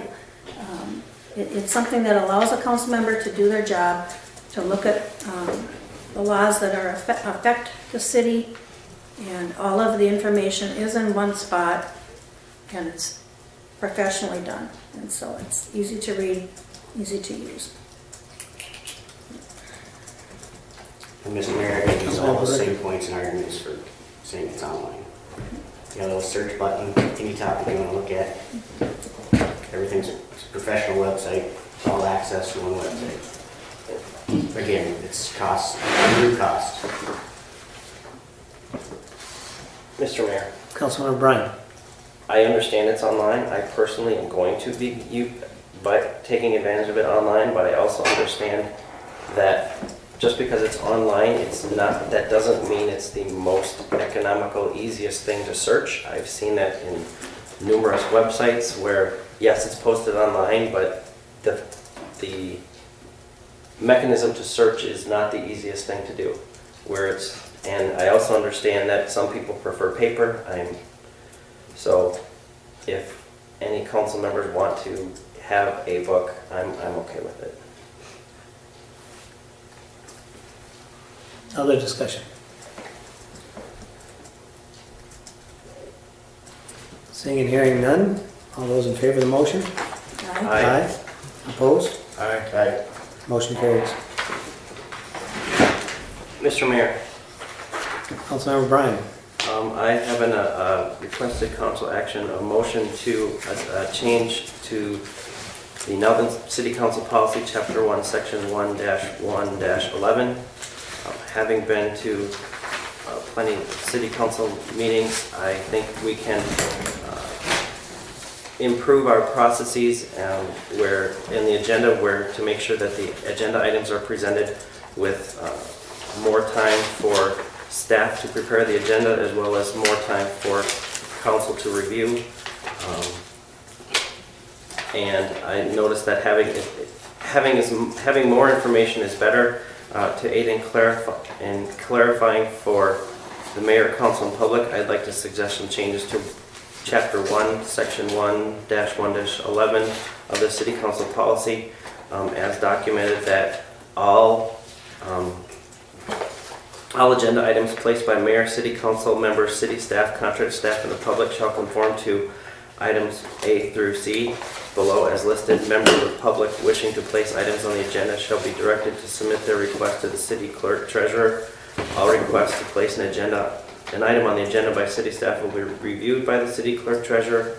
When a special meeting is called, the agenda must be included in the request and in the publication of the notice of the meeting pursuant to Minnesota Statute 13D.04 sub 2. A would be that all requests are received by the city clerk treasurer by Monday noon before the Thursday city council meeting workshop. Any request for placement on that month's agenda after Monday noon shall be approved by the city clerk treasurer and the mayor. All requests to place an item on the agenda must be submitted on the request for council action form attached at the end of this section. The form should be completed with the goal of clearly describing the subject matter and any action requested or required by the mayor and city council. Supporting information shall be attached to the form as necessary, and that the agenda item will include the requester's name. I'll second that. Motion and a second. Discussion. Mr. Mayor, Councilmember Rickert. how does this address amending our agenda? Amending our agenda. If somebody wants to amend the agenda, we have a third line item on the agenda, approve and amend meeting agenda. Somebody wants to amend the agenda, you can't add anything new. That is if this exists. Mr. Mayor. Councilmember Bryan. Councilmember Rickert, that's addressed in the current policy, that the council business shall, section 1-1-10, council business shall be conducted in the order of the prepared agenda unless an alteration is approved by a majority of the council. And the prepared agenda may also be altered by the presiding officer to accommodate the advertised time of a public hearing. So that's not changing. But if you're adding a new item to the agenda, how would you have the proper forms filled out and the proper documentation to go along with that? It would be preferred so that we would have as much information as possible, but we're not saying that it can't be there. The main purpose of this was to clarify, was to get as much information as possible. I would prefer that you'd have a request for council action form if you're requesting council action and you're adding an agenda item for the council item section, so that we would all have the recommended documentation in the front and the back, and that item could potentially be discussed. I think, in my opinion, this would help dramatically with the porta potty, the laptop, other items that I've seen where here's the issue, here's what I recommend, here's where we can go, and it's all there. And I'm hoping this would help having to go back and forth on certain things and drag out certain items. The form can be, sorry. Mr. Mayor. Councilmember Bettinger. Well, that may be true, but then we table things tonight, and we asked, I guess Paul's going to ask for more information on why we're tabling this. Evidently, there must have been other conversations going on between council that have other ideas on how we're going to do things in the future, but we're not receiving all the information necessarily on all these items. I mean, there's no council form filled out for everything. Never has been. We have residents coming that are on the agenda. We had a few of them tonight that there's no form filled out. Are we gonna make them fill out a form? Or they're not on the agenda? Is that what we're saying? Mr. Mayor, Councilmember Bryan? in response to that, I'm refer back to current policy that says if the public wishes to bring items that they are to go through the current city clerk, treasurer, and have them approved with the form. If that policy wants to change, then that's an item for another discussion. You're saying that that's the current The policy? current policy says that if the public wants to bring meeting items to the city council, that they are to go through the city clerk and use the form that is included in the current policy. It is a different form than the one that I've attached, but it's still a form. I think certainly the actions tonight were the public hearing, and people are coming forward for a public hearing, which is the point of a public hearing, is for people to be able to get up and make statements. The fire call asking for relief and stuff, that was by a citizen. It's on the workshop, it was on this agenda, there was no form filled out for that. We've had it many times since I've been on the council. The last Well, couple I of years. think, and again, to the point of, they did put something in writing, they asked specifically, gave some background, what this form intention is, you give background and you ask for recommendation. And in their way, that's what they did. If we haven't been requiring residents to utilize a form, even though it's in the policy, that's one thing, but they did put something in writing, told us what they were asking and why. And it's opposed to, I can see if there's nothing here, if you just got an agenda item and there's no supporting documentation, yeah, we end up talking a long time on it, where we could have the facts ahead of time. It seems to make sense. Mr. Mayor, Councilmember Ricker. I think, yeah, there are things that warrant background information. But there's simple things that don't need to, in my opinion, to fill out a form and have a bunch of background data to it. And we've seen that through the years. For somebody to, come to the meetings for 4 to 6 months and all of a sudden say we're doing it the wrong way and we've been doing it the wrong way, I think it's pretty bold. Mr. Mayor, Councilmember Bryan. to Councilman Rickert's point, for someone coming to 4 to 6 months and demanding that we're doing it the wrong way, I'm not saying we're doing it the wrong way. I'm saying I think after sitting out there and observing meetings, not just council meetings, not just workshops, not just committee meetings, there may be a better way. To the mayor's point, when I talk about porta potty as an example, and it would help from when I was sitting as an observer in the meeting, it would help to have some background information. Here's what's going on, here's what the information to discuss, and who's bringing it up. Mr. Mayor, Councilmember Ricker. we keep using the porta potty thing as an example, but again, going back to Councilman Rogers, what we should have done, in my opinion, as a council, should have said, just say direct staff, and we wouldn't need any background, direct staff to find out who we currently use for the recycle center for a porta potty, and get another one over for the ice rink. It would have been that easy. Park and Rec came to us with the recommendation, but we at that time, last month, which we could have voted on, could have easily just said, no, council decides this is more of a day-to-day thing that staff should be taken care of, and we as a council direct staff to get it done. And that's all, in my opinion, it would have took. Well, and I think that once it came up, that was the question that the council had was, why is this different than what we're doing in the recycling center? Now, your point earlier was the committee wasn't aware there was a, Jimmy Johnny's was already in the recycling center. But I think at that point it was, take a look at what we've already got and see how it compares. And I guess, to me, if we could provide more clarity saying, this really is something for staff to take care of. Piggyback on what we've got and get her done. Get it up when the ice starts, get it down when the ice is done, and leave it at that. And I think that's part of what we're trying to improve communication. That again, I think is logic behind the strategy session. How do we communicate with staff we've got big picture vision for the city. How do we communicate to them how they can incorporate that into their day-to-day activities? Which are the things we have to be involved in, which are that we don't?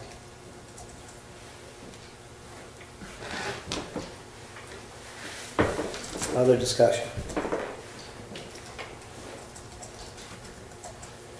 Seeing and hearing none, motion before us to amend the council policy 1-1-11. All those in favor? Aye. Opposed? Aye. Motion carries. Mr. Mayor, Councilmember Bettinger. can we release our lieutenant? Certainly. No worries. You're starting to slope over farther. and No, farther. I was trying to read the I next wanted to thing. get you I before got you old roll. eyes. You have a good night. You guys need anything, call. Unless you want to stay and take my spot, I'll. I didn't have anything planned. Have a good night. Thank you. Mr. Mayor. Councilmember Bryan. I move that we request to get sealed bids based on, just read the thing. I request to get approval to direct staff to generate a sealed bid process for replacement of the HVAC system conforming to industry standards, including at a minimum a detailed list of work to be performed and product specifications, and insurance or bond requirements, job references, submission details, the address to where the sealed bid is to be submitted, and its deadline, time, and place of opening the bid, and the city's rights to reject the bid. To have internal staff to present to the mayor the completed vendor list, bid packet, and associated documentation for approval, and setting a bid release and closing date. City staff, mayor, and city council to determine where the request for bid will be published. If the mayor and city council move forward, they will select a bid closing time of 4 p.m. on the day of a city council workshop. All bids will be opened and tabulated on a paper to the date specified in the request for bid. The mayor and city council will either select a vendor or reject all bids at the city council meeting following the bid close date. I know we don't have all the details yet of what would need to be done to keep this place to maintain and to replace the furnace, but We need a second to your okay. motion. I'll second for discussion. All right, so we have a motion and a second. Now we have a discussion. You can go ahead. I know Joan, as I understand it, Joan and Andy have been working on what our options are. But I think so far we're good tonight, but I think we probably should. We need to make some action to take care of City Hall. Mr. Mayor, Councilmember Rickert. as discussed at the workshop, I guess I'm wondering what the reasoning of having to do a seal bid rather than go out and get bids like we have in the past. You know, again, based on conversation in the workshop, I'm not against sealed bids, but I think, you know, it's depending on the dollar amounts, it makes more sense. From my experience, sealed bids tend to typically slow down the process considerably. Mr. Mayor. Councilmember Bryan. I just know there's several different HVAC vendors in the city, and I just want them all to have I don't know all the formal details, I just want them all to have a chance at bidding for the deal, for the contract. Mr. Mayor, Councilmember Rickert. I think you can easily do that without, you just call each one and say, you want to give us some, come out and look at what we got, and I don't think it has to be in their sealed bid process. Mr. Mayor? Councilmember Rainville. I would ask Councilmember Bryan if he would pull his motion and instead we look at, as a council, I think that, and I didn't read the whole thing, I've been in appointments, but I think that a letter came out via Corey from the building official saying, what do we want to use the basement for? That's going to help us determine what do we need. And once we have that, and hopefully it keeps running until we have it, but once we figure out what we need the basement for, what's the best use of a piece of equipment, and I'm not an HVAC person, but if we get an idea of what it is we need, and then and what it is and an idea of what we want to use the basement for. Based on that, what type of equipment do we need to heat and cool the entire structure? Is it smarter to take both out and put in one, rather than down the road have to replace another one that's already many years old, if that's from the addition? It might be smarter to replace it with one. Once we know our specifications, then I believe we go out for a sealed bid. It doesn't have to delay any process because you have a period, whether you're just getting quotes or you have a sealed bid, you still have a designated period of 2 weeks out, 3 weeks out. You make that decision on how long you're going to keep that bid or quote process open. And it does treat all contractors fairly, and I think that's important. I think that, so you're saying you'd still want to see a sealed bid. Mm-hmm. The only question is what the use of the basement would be. I think that at the workshop we talked about, whatever it is, even if it's storage, you just don't want mold or things developing down there that are going to come into the forced air furnace, to the forced air furnace up to this room. Mm-hmm. So I think whether it's environmentally controlled storage, whether it's used for community activities, whether it's we have our meetings down there when this room's occupied. I don't know that part makes a big difference. I think the key thing I hear Councilmember Rickert saying is this a quote process or a sealed process? And I think that the basement is incidental to this, because I think you want to control the environment down there to control the environment up here. And I don't know that short of dehumidification, it makes much difference in the pricing. The bigger question is it a sealed bid or is it just an open quote? Mr. Mayor, if I could interject, Mr. Bryan, the one thing you might want to clarify is which staff person would be putting this together, because I'm not an HVAC expert. I know Joe is not an HVAC expert. So who are you proposing going to put together the sealed bids with all the components of what's necessary for this facility? Well, and if I remember right at the workshop, we suggested that Councilmember Bryan work with Joe and Andy. Correct, put but that his together. motion was for internal staff. So internal staff would be me, Lori, Joe, and Eric. All right, well, would the council be amenable then to including, if Mr. Councilman Bryan is interested and willing, working with Joe and Andy on that to put together that package, to work with staff to do that? That's fine. Is that okay with council? Mr. Mayor, Councilman Bettinger.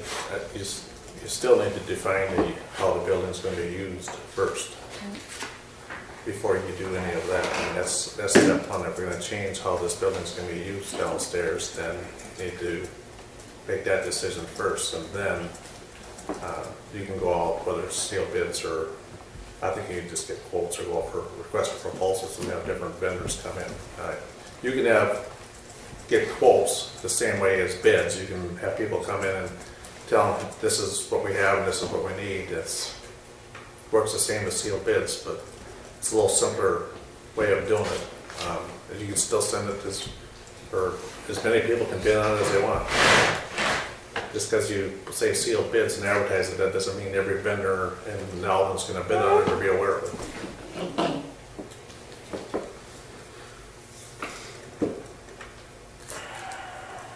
Mr. Mayor, Councilmember Bryan. if we can talk about this at the strategy session, or do we want to, where do we want to go for it? I mean, or do we need to wait till next February? I just don't want it to necessarily wait.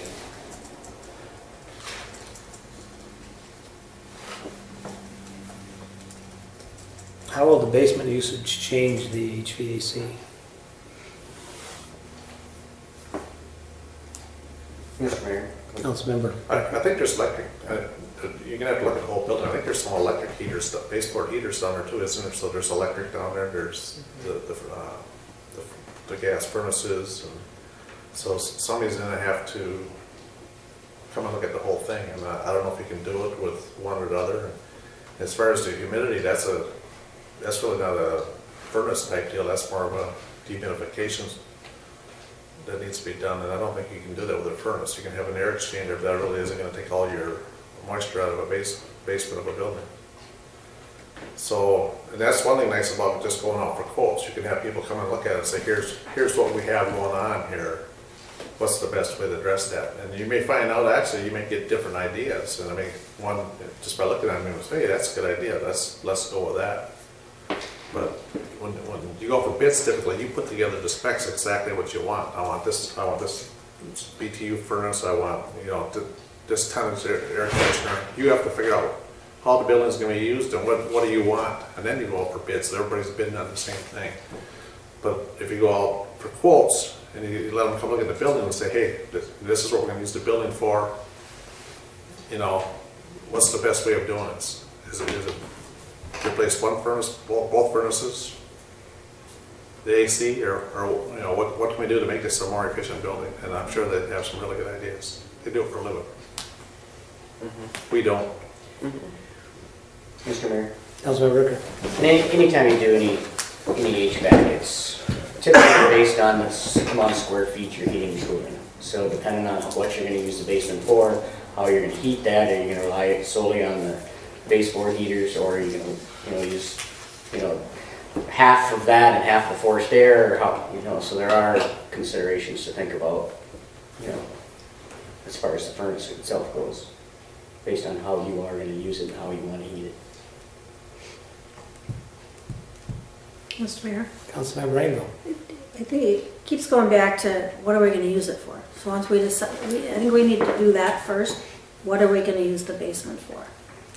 And then we can decide what's the best way to heat it, cool it, take the moisture out of it. I could never say I can never say that word, dehumidify the room. I mean, but until we know how we're going to use it, I think we have to answer that question first.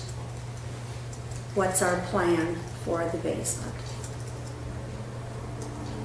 Mr. Mayor, Councilmember Bryan. point of our question. So does discussion of this have to happen during a full council meeting, or can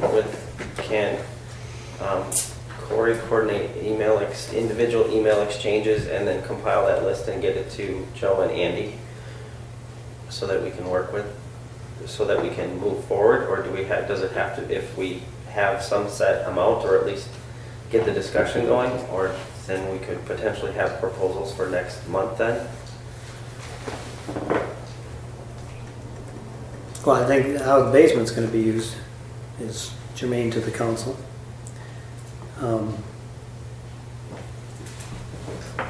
And I understand. I don't know if it's just getting cool and getting here tonight, or So far, my fingers are still, blood is still flowing. I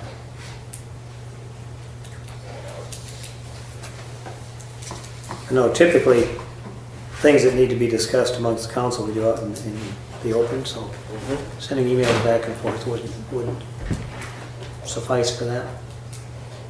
I don't think that would pass the open meeting.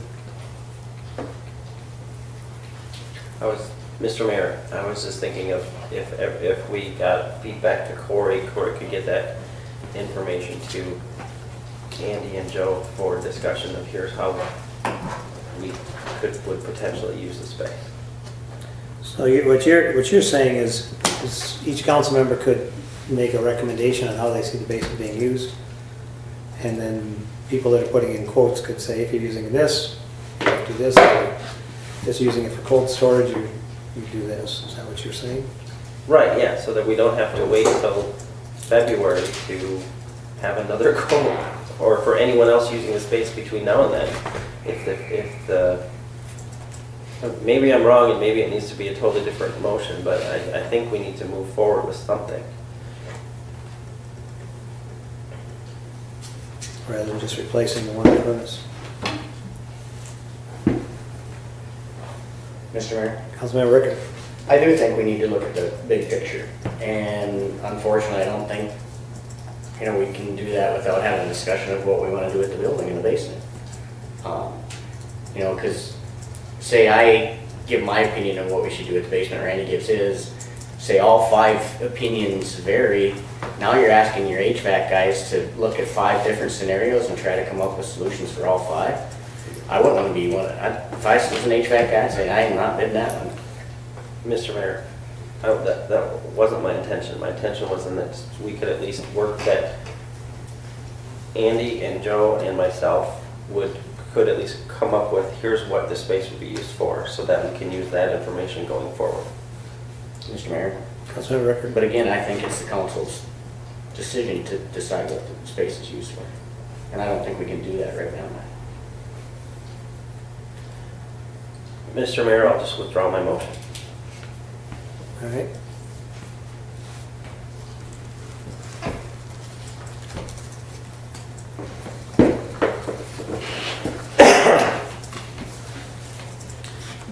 Mr. Mayor, Councilmember Bryan. I make a motion to move that all council meeting minutes, including the Thursday council meetings, workshops, and budget planning meetings, be taken and published in the same manner per Chapter 1, Section 1, 1-1-13, which states, minutes shall be published as required by Minnesota Statute 412.191, 331A.08, or Subdivision 3, and 331A.01, Subdivision 10.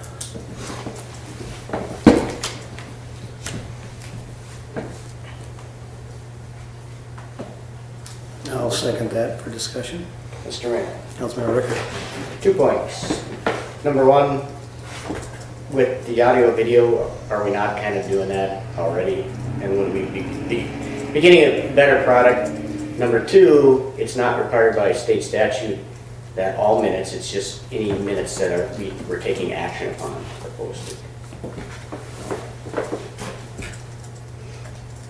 So we are posting what is required by statute. Mr. Mayor, Councilmember Bettner. and not only are we meeting the state statute stuff, but to have documented minutes again for another meeting, it's gonna take staff time, and that's dollars, and we only have 2 staff members the way it is, and I think their plate is pretty full already, so, you know, I mean, I think the way we're doing it now is just fine. It works, and the meeting's being recorded now. If people want information, it's there. Mr. Mayor. Councilmember Bryan. In response to Councilmembers Bettinger and Ricker, as I was reading through the statute, I didn't see any references that video or video recording of meetings met the statute. It all made references to written and text. So it's not clear to me that we're meeting the statute by video recording the meetings. Mr. Mayor. Councilmember Ricker. And again, state statute says it has to be the minutes that we're actually taking action. And in workshops, we are not taking any action. Budget meetings, we are not taking any action. So by statute, those don't have to be posted. We are doing the citizens a great favor by now doing the video and the audio so that they can see all that. But again, by statute, it's whatever written minutes that we do that we're taking action. I think, you know, it is interesting, you know, we have the video, obviously, for people that want to sit through 4 hours of that. The method, I was thinking about this tonight, as people came to this meeting and don't know that we had a 4-hour workshop the other night. You know, how we make our decisions is important. The budget meetings would be one. You know, how we deliberate and how we capture that, how we summarize that would have to be determined. But I think it is important for people to see how we deliberate and how we come to our decisions. Obviously, you know, state statute does require if we come to an action that it's recorded who voted for it. And,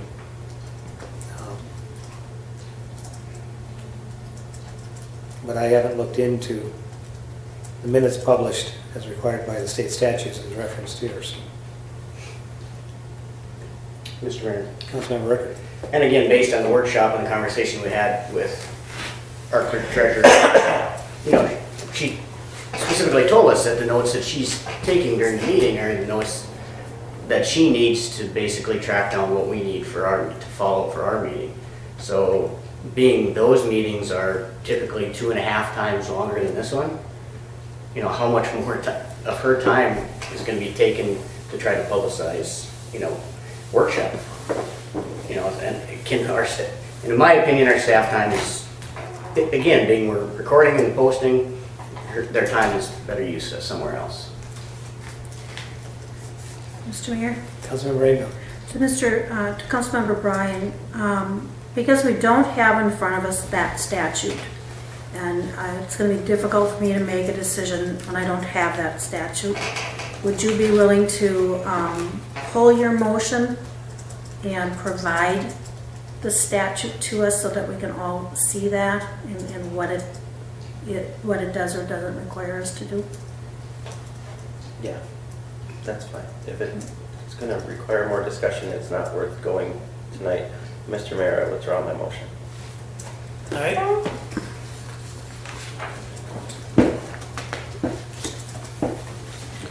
Mr. Mayor, Councilmember Bryan.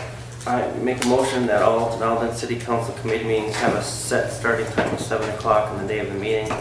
If there's a need for a specific meeting to have a different start time, that can be addressed on a case-by-case basis. And this would be in effect for all future meetings as of 1/11/2017. Second that. A motion and a second. Mr. Mayor, Councilmember Rickert. as discussed at the workshop, you know, it's obvious that the reason we start our workshops earlier than we do, and we have changed the date back a half an hour from when we originally started them, so that it was more accommodating to council as well as citizens, that those meetings are much more lengthy than our council meetings. And, you know, those meetings have at times ran, 11 o'clock at night. You set it back another hour and a half, I don't want to be there that late. I gotta work in the morning. You know, if that's the case, I'd rather say the heck with the workshops and let's do it all in one night. You know, then we'll be here till 2 o'clock in the morning one day rather than 2.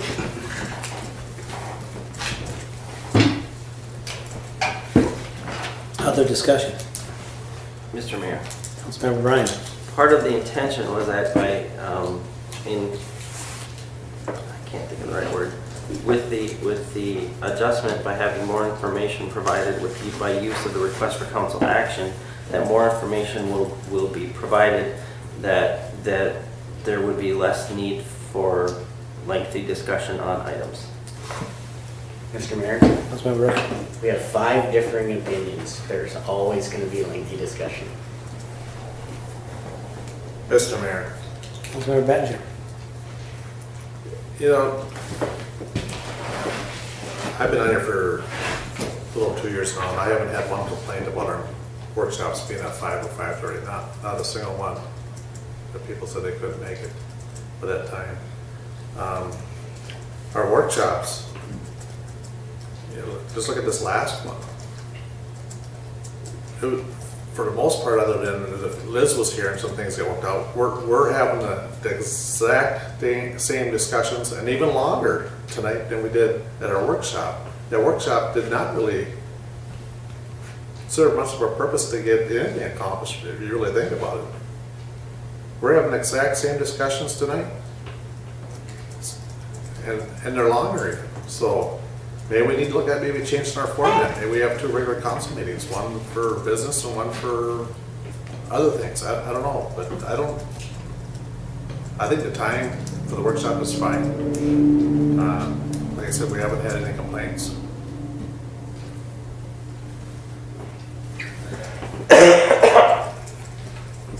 Other comments?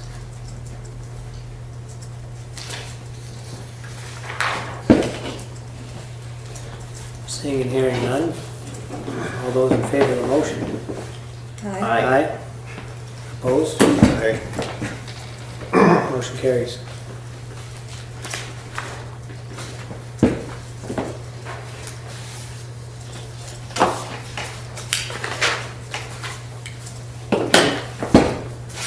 Mr. Mayor, Councilmember Rainville. Item I, Bass Lake, the tax forfeited property. I move that the city council accept the offer from Anoka County for this section of land on Bass Lake, but to the city at no cost. Second. Motion and second, discussion. Mr. Mayor, Councilmember Bettinger. the city really has no use for this property. There's really no high ground on it whatsoever. You couldn't put a trail on that little sliver that's even there. It slopes right down to the lake within a very short distance. I think it'd be better to go to the budding property owners there, and in return they pay taxes on it, so.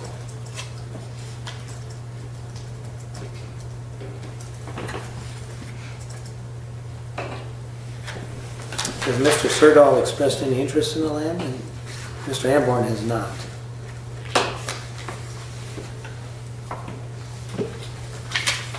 Do you know? Mr. Mayor, as we talked about at the workshop, the county doesn't offer the property to the neighboring property owner. Property sells or gives the property back to the state. And then it's up to the state to make the decision of how they want it, if they offer the property to the neighboring properties or if they go out for sale. If we accept the land, can we sell it? Mr. Mayor, Or no, once transfer we it? accept it, we have to designate its use as the public use of the park, and that will also Mr. Mayor, Councilmember Bettinger. another thing to remember too is that that little sliver that's above the high water, or if it starts growing noxious weeds on it and stuff, it's gonna become the responsibility of the city to go and maintain that. We can't even get to it to maintain it.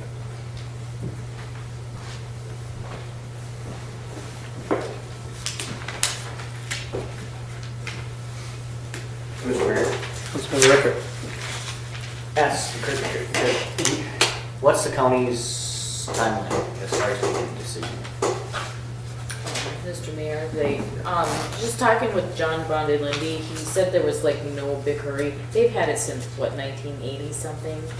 I forgot what his memo said. So they've had it for quite some time. So I don't think they're in any big hurry. Yeah, Mr. Mayor. Councilmember Ricker. Yeah, based on the conversation at the workshop, obviously, we want to protect the residents in that area for somebody not just coming in and grabbing it. But, you know, again, do we want to have it and have to take care of it? I don't think so, but it'd be nice to know if, you know, are there any residents who have any bordering property that would they be interested, so we can inform them. And, you know, obviously, if the county isn't pushing us to make a decision now, do we need to make a decision now?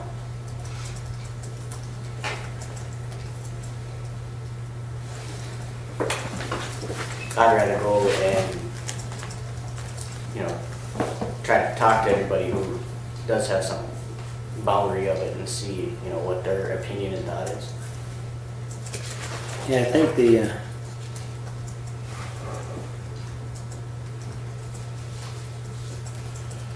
looks like Amborn's land, maybe Isaac Schultz.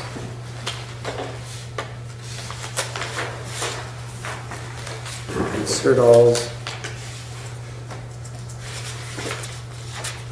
But those, no, I guess it would only be Sirdall's. Sirdall's and Amborn. Because 20 acres is underwater.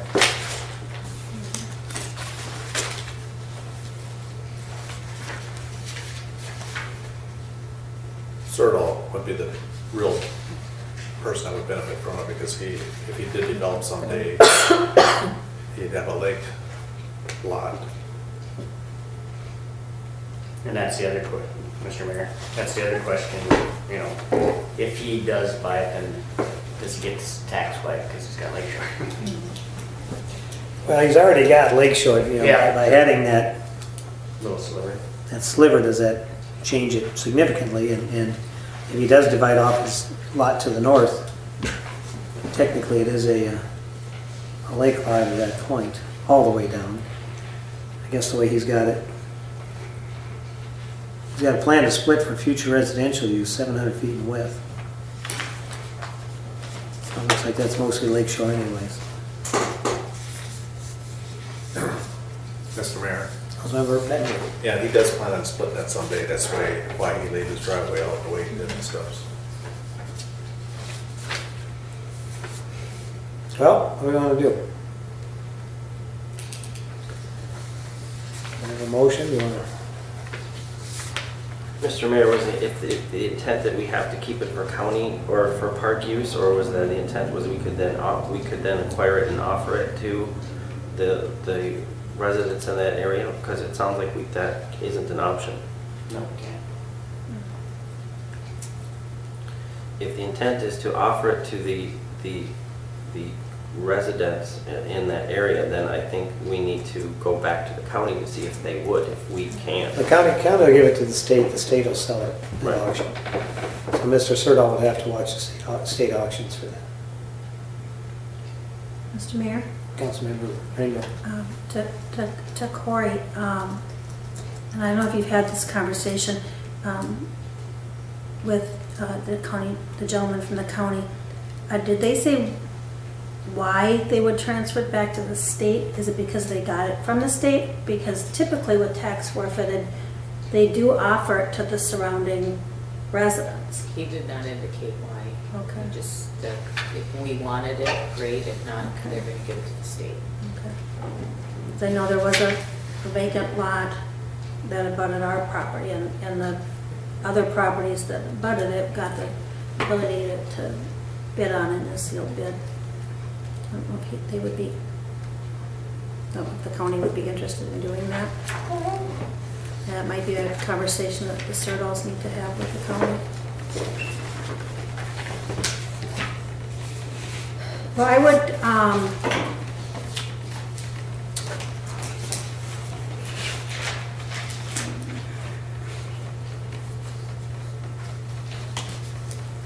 I guess I will pull my motion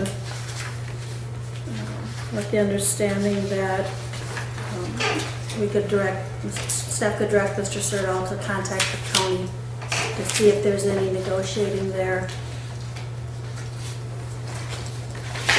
If not, then request that the county come back to us.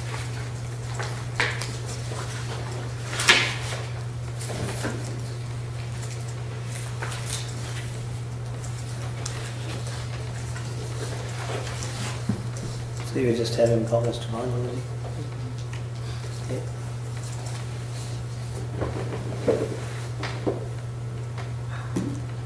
So do we need a motion for that, or can you just?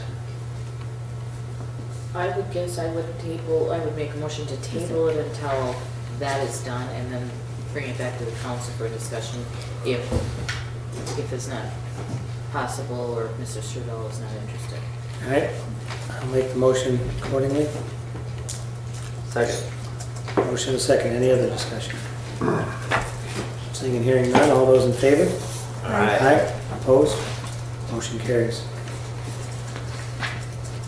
Mr. Mayor? Councilmember Rainville. Letter J, end of year transfer of funds. I would move to table discussion of transferring funds from road and bridge to the equipment fund until after our council strategy session.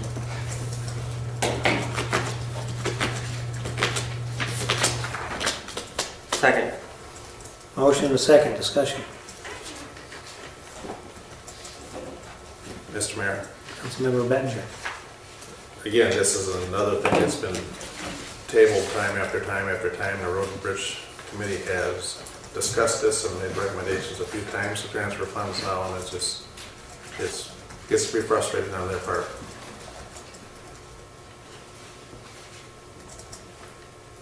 Mr. Mayor, Councilmember Rickert.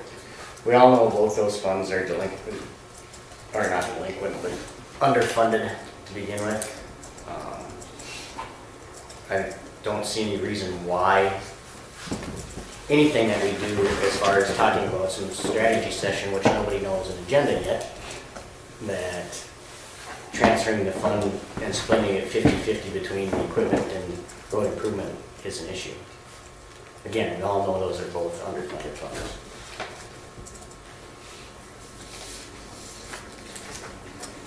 I think that it is appropriate to say specifically, if we have a capital improvement plan, how do we plan on funding it? And that should be direct, very specifically directing funds accordingly. Assuming, you know, what we do with what's determined excess funds. If you look at our cash control account right now, how much of it would you determine, without policy, how much would you determine should be rolled over? There's $376,000 in there. Does all of it roll over? Do you say some of it for snow removal? If it varies from this, you know, this year, do you have a reserve fund for other categories within the road and bridge fund? So I think it's uncertain as how much money we'd be talking. And then the other aspect of it is, if we are going to have a capital improvement plan for equipment, that should include how we plan on funding that. And if we're going to have a road plan, then it should include how we're funding that. And certainly we can say some of these funds can roll over to assist in that. But I think right now it's very vague.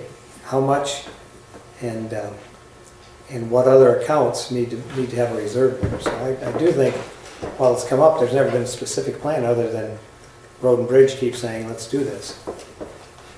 But there's never been a specific plan of what we're doing. How much and what are we going to do with it once we get the money over there. Mr. Mayor, Councilmember Bryan.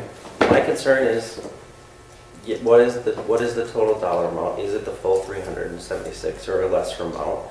Is 50-50 the right split? And is it potentially possible that some of that could go into other areas, like replacing the HVAC system here? So to me, it needs some discussion. Mr. Mayor, Councilmember Benjer. Corey had figured that amount out. It's not what's in the budget for next year. There was 76,000 some odd dollars left over from last year's budget that was unspent. That's the amount we're talking about. It's a specific amount that's been figured. And if for some reason that, and we're in a new budget now, so there would be no shortages of money for snow plowing, and until you get it later in the 2017 season, you could look at it possibly. I find it highly unlikely that would happen, but if it did, you could always transfer money back out of that fund. It doesn't have to stay there. We've been told that before by the city attorney and stuff. You can move money there, and then if you need some emergency comes up and you need that money, you can take it back out. You can transfer it back. So there's no problem for that. There is a real deficiency in our capital improvement fund for our equipment and our roads, and that's where the money should be spent, not on an HVAC system for City Hall. There may be funds elsewhere to get, but our roads need to be taken care of. Mr. Bryan, you haven't seen our report on our roads from the city engineer. They're in dire need of help, and if they don't get help soon, we're gonna have to start. They're gonna go back to gravel. I mean, and I don't think we want to go there, and we don't want to see that. So we need to fund our roads, and you're right. We should be funding it through our tax levy and stuff, but it hasn't been done. I mean, there was years that the equipment fund had $0 put in it. That was before I was on the council. $0 put in our road equipment fund. That's why it's deficient. There was no money put in it. When I got on the city council, they were putting $25,000 in a road improvement fund. You can't do nothing for $25,000 to overlay a road. You know, a couple loads of blacktop for patching maybe. They're underfunded, and we have some leftover revenue, and that's where it should be going. We should be planning our future for our city. Transportation is everything for businesses and for our people to get to and home from work every day. Well, I guess, you know, part of this, you have been on for 2 years. You've been liaison to the Road and Bridge. To keep saying we're just not doing anything, we're not doing anything, where's the proposal? You know, to say let's split $75,000 two ways, and you say 25,000 doesn't do anything, well, you know, 38,000 doesn't do much either. Where is the plan that's come out of Road and Bridge? Where's the plan that says, here's what needs to be done, here's the priority, and here's what the council needs to fund? We haven't heard any of that. To continue to just say that nothing's being done, Where's the proposal? Mr. Mayor, that is very untrue. We've had our city engineer relook at it a year ago September and We forced that. reprioritize our Our roads. road and bridge didn't even have the book. They didn't have any of that information. We forced that to go to them saying, here's the road study that was done previously, should be updated so that we have it. So we got it updated, and we did a tentative look at Old Viking and Rogers Lake. And now the proposal came out because it was, oh, we don't have any money. So yeah, there's a lot of work, and that's part of, you know, what is it we want to be doing as a council? You know, where does this fit in? And to continue to say, well, we haven't done anything. But Mr. Mayor, that road study from our city engineer is our plan, and we're not funding it. It's been there for years. You guys had one done before I was on the city council. Did you fund it? It's never been funded. It's never been funded. The equipment fund or our road improvement fund has been underfunded and no funds being added to it, period. And then now to blame that on the road and bridge committee? Yeah, they want to overlay roads and stuff, but the money isn't there. They wanted to do Old Viking Boulevard this year, but the funds aren't there. And when we added more money to the levy this year to put in the road improvement fund, you voted against it. I guess I don't recall the actual proposal coming forth, so. I know there was discussion, and there was discussion saying there's no money, so we can't do it. I don't see a recommendation saying this one, because of traffic, because of condition, is more important than that one. There were two that were generally studied or discussed, Rogers Lake and Old Viking. And no proposal came forth, so.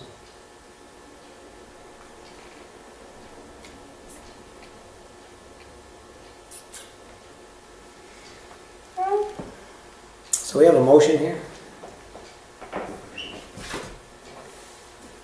Yes. There's a motion to table. All right, any other discussion? Seeing and hearing none, all those in favor of the motion? Aye. Opposed? Aye. Motion carries. Mr. Mayor? Councilmember Rainville. I move for item K, the Nowden Lions Ice Fishing Contest, I move the council direct staff to assist the Lions with their request for assistance on February 4th, 2017 for the fishing contest. To include what? What they requested. The plowing and the pickup of the garbage. I'll second it. Motion and second, any other discussion? Seeing and hearing none, all those in favor? Aye. Aye. Opposed? Motion carries.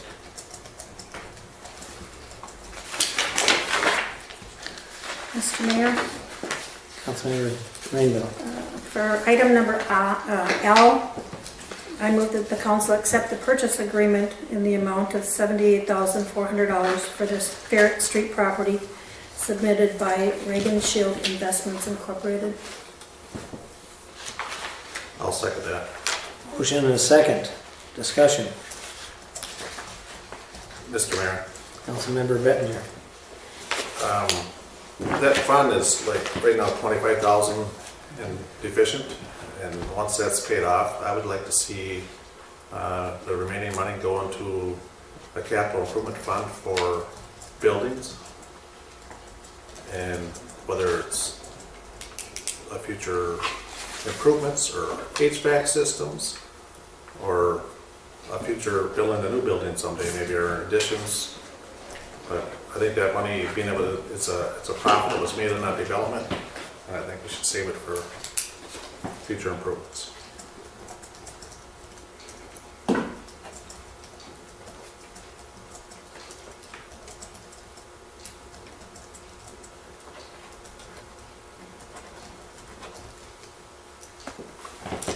All right, so motion to accept the offer. All those in favor? Aye. Aye. Opposed? Motion carries.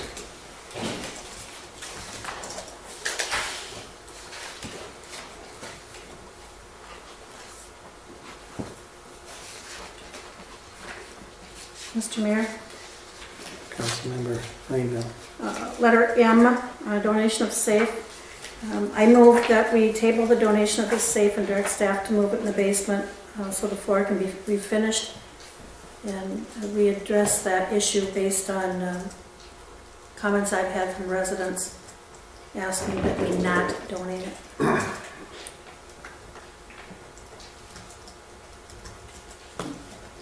When you say staff, you mean actually coordinating with somebody who knows how to move safes? I don't know that we want them moving that.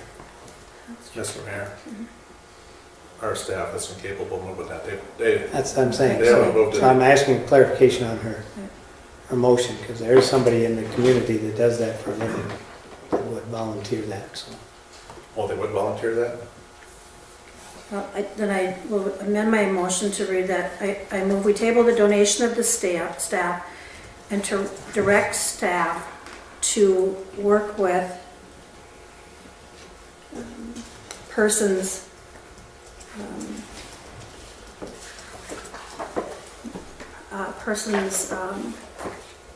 can't think of the word.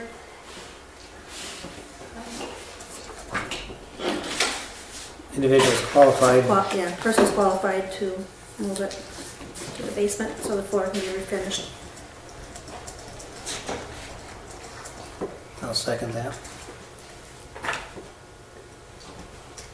Discussion? Mr. Mayor, Councilmember Rickert?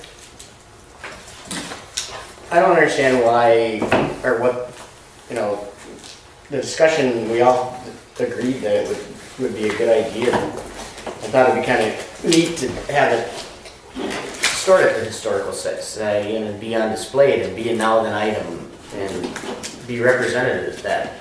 I don't understand why, a couple residents making comments where they don't want us to do that speaks for everybody. Mr. Mayor, Councilmember Rainville? to Councilmember Rickards' comments, I'm just relaying what residents said. They use this building, they think it's a part of our history, and they like to see it at this building. They don't go to the Historical Society, they're at this building. If the council doesn't accept the motion, then it'll get donated. I just brought forward what residents asked me to after they found that we were looking to donate it. Mr. Mayor? Councilmember Rickert? And that's exactly to my point, is you got a couple residents who see it here, where if it's on display at the Historical Society, there's a lot more people who can see it and enjoy it and know the history of it. I think that was the discussion on donating to the Historical Society was it would be more visible and would be displayed as part of the now then collection, so. I haven't heard anybody that's, until the workshop, I didn't know anybody had a concern about it, so. Mr. Mayor, Councilmember Bettinger? could we check to see if we, instead of donating it to them, if we could borrow it, and then if we have a new building someday where we have a place where we could display it, we could bring it back, or? Absolutely.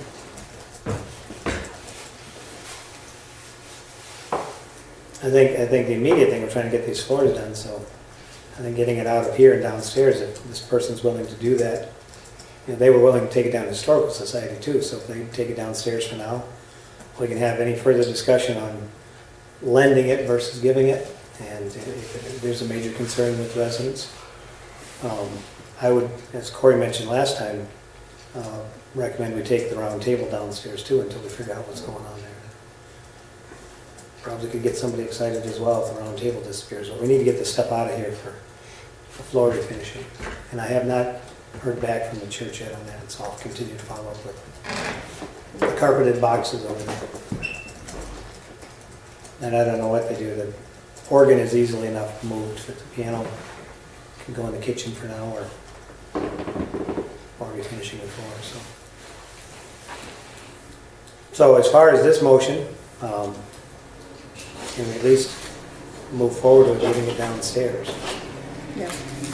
All right, so we got a motion to move it downstairs with qualified help. And a second. Any other discussion? All right. Seeing and hearing none, all those in favor? Aye. All right. Opposed? Motion carries. All right, strategy session. The intention was there, and of course I didn't follow what Dan recommended earlier, so I don't have a request for council action. I did put that in there. We'd done this a few years ago. We had a template that we used, and I realized that the current council wasn't together at that time, so you weren't familiar with the template that we used. We did have a half-day session down at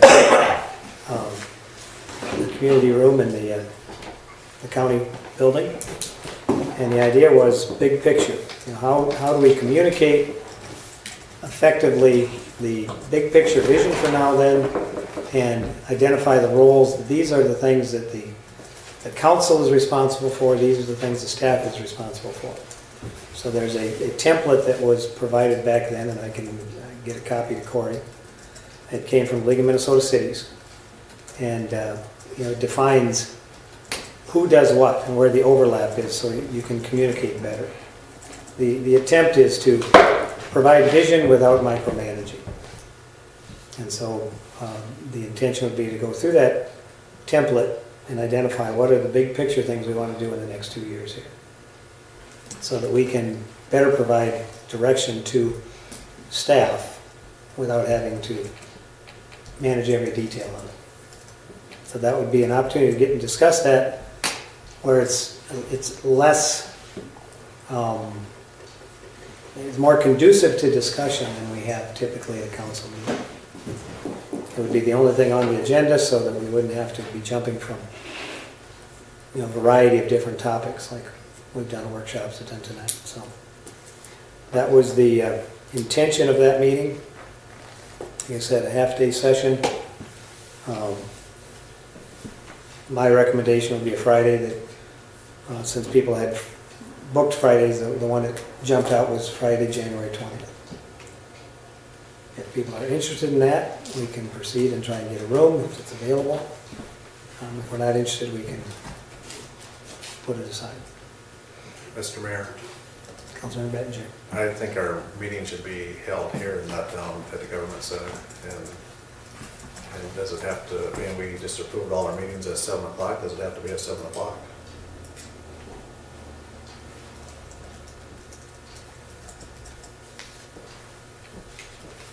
Well, if I remember right, the 7 o'clock, except for as special meetings designated otherwise, and this would be a special meeting.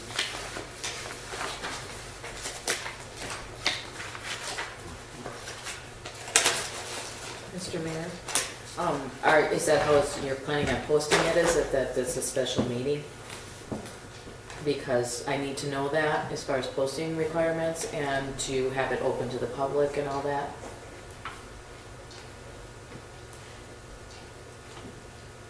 Well, yeah, there's regular meetings, special meetings, and emergency meetings, so it would be a special meeting.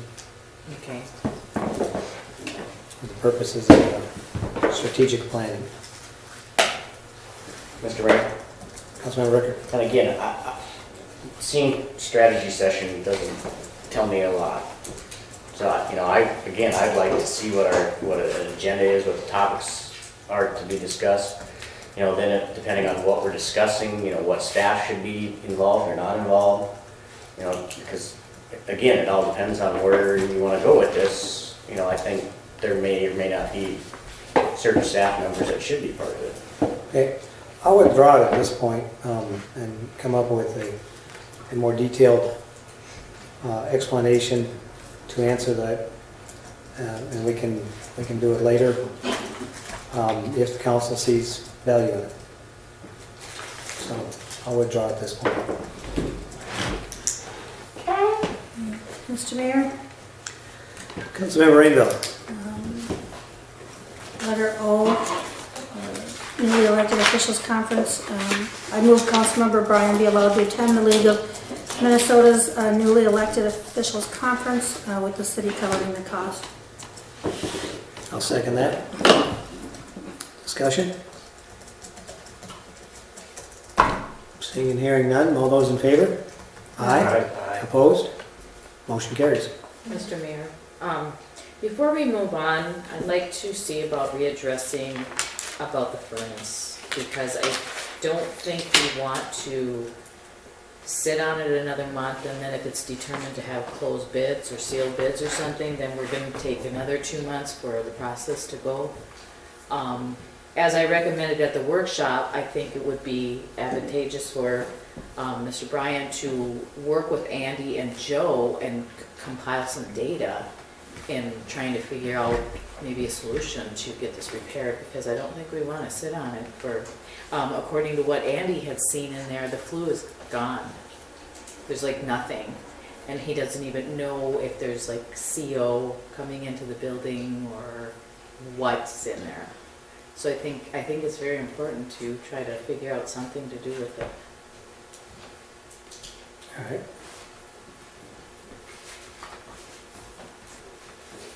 Well, we had a motion that was withdrawn.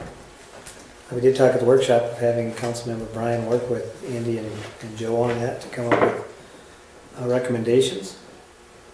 Do you want to revisit that? Mr. Mayor, Councilmember Bettinger.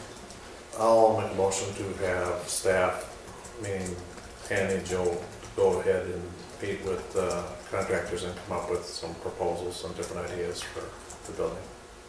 For furnace replacement, air conditioning replacement. And they can have people come in and they'll give us recommendations, what it should be done. And from discussion we had tonight, they can say if you want to heat the whole basement with, they should be able to handle that, whether we heat the basement or not with the new furnace. Different options based on square footage. We could tell them our concerns about the moisture problems, see if they can address them. But I think staff can get, Andy inspects it every day, so he knows contractors out there. And then we'll decide next month whether we want to go, based on, we can use that information to decide whether we want to go for bids, or are the proposals or the quotes we have good enough. I'll second the motion for discussion. All right. A motion and second. Discussion. Mr. Mayor, Councilmember Bryan. I think the roadblock that we hit right now is Andy's asking us what do we want to do with the space. So we either need to talk about it now or come up with another way of doing it. Mr. Mayor, Councilmember Bettinger. but that may change based on the prices that come in on the furnace, or furnaces. We don't know. We don't know what the costs are gonna be. You know, the basement has been finished off in the offices and used for offices and conference room or whatever. And I don't remember if there was ceilings or if there's sheetrock or whatever. So the tin, the ductwork's probably in there. So if we wanna totally do them ceilings down there, then they have to run new tin. That's gonna get really costly. And are we gonna wanna spend that kind of money? So can we as a council say we would like the basement to be usable? It's a functional part of the limited facilities we have here. It has been used as offices and conference rooms previously. So for the purposes of this estimate, we would say we would like that to be usable by the public on occasional, as needed. Is that a reasonable? And it gives enough direction to staff to move forward? Okay. So then we got a motion to have staff move forward with the understanding we want the basement to be usable for use by the public. We have a second. We did A that. second. All right. Any other discussion? Mr. Mayor? Councilmember Rainville. The only thing I would ask is, when you have used by the public, can we also include in their staff? Yeah. If there's a reason for staff, I mean, that we're not excluding staff, just.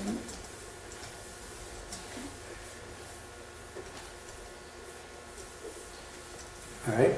Any other discussion? All those in favor? Aye. Opposed? Motion carries. I will entertain a motion to adjourn. So move. Second. The meeting is adjourned.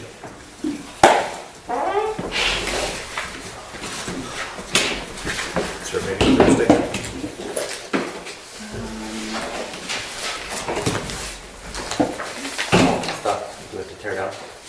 I'm just looking at the camera. Oh. Don't know what's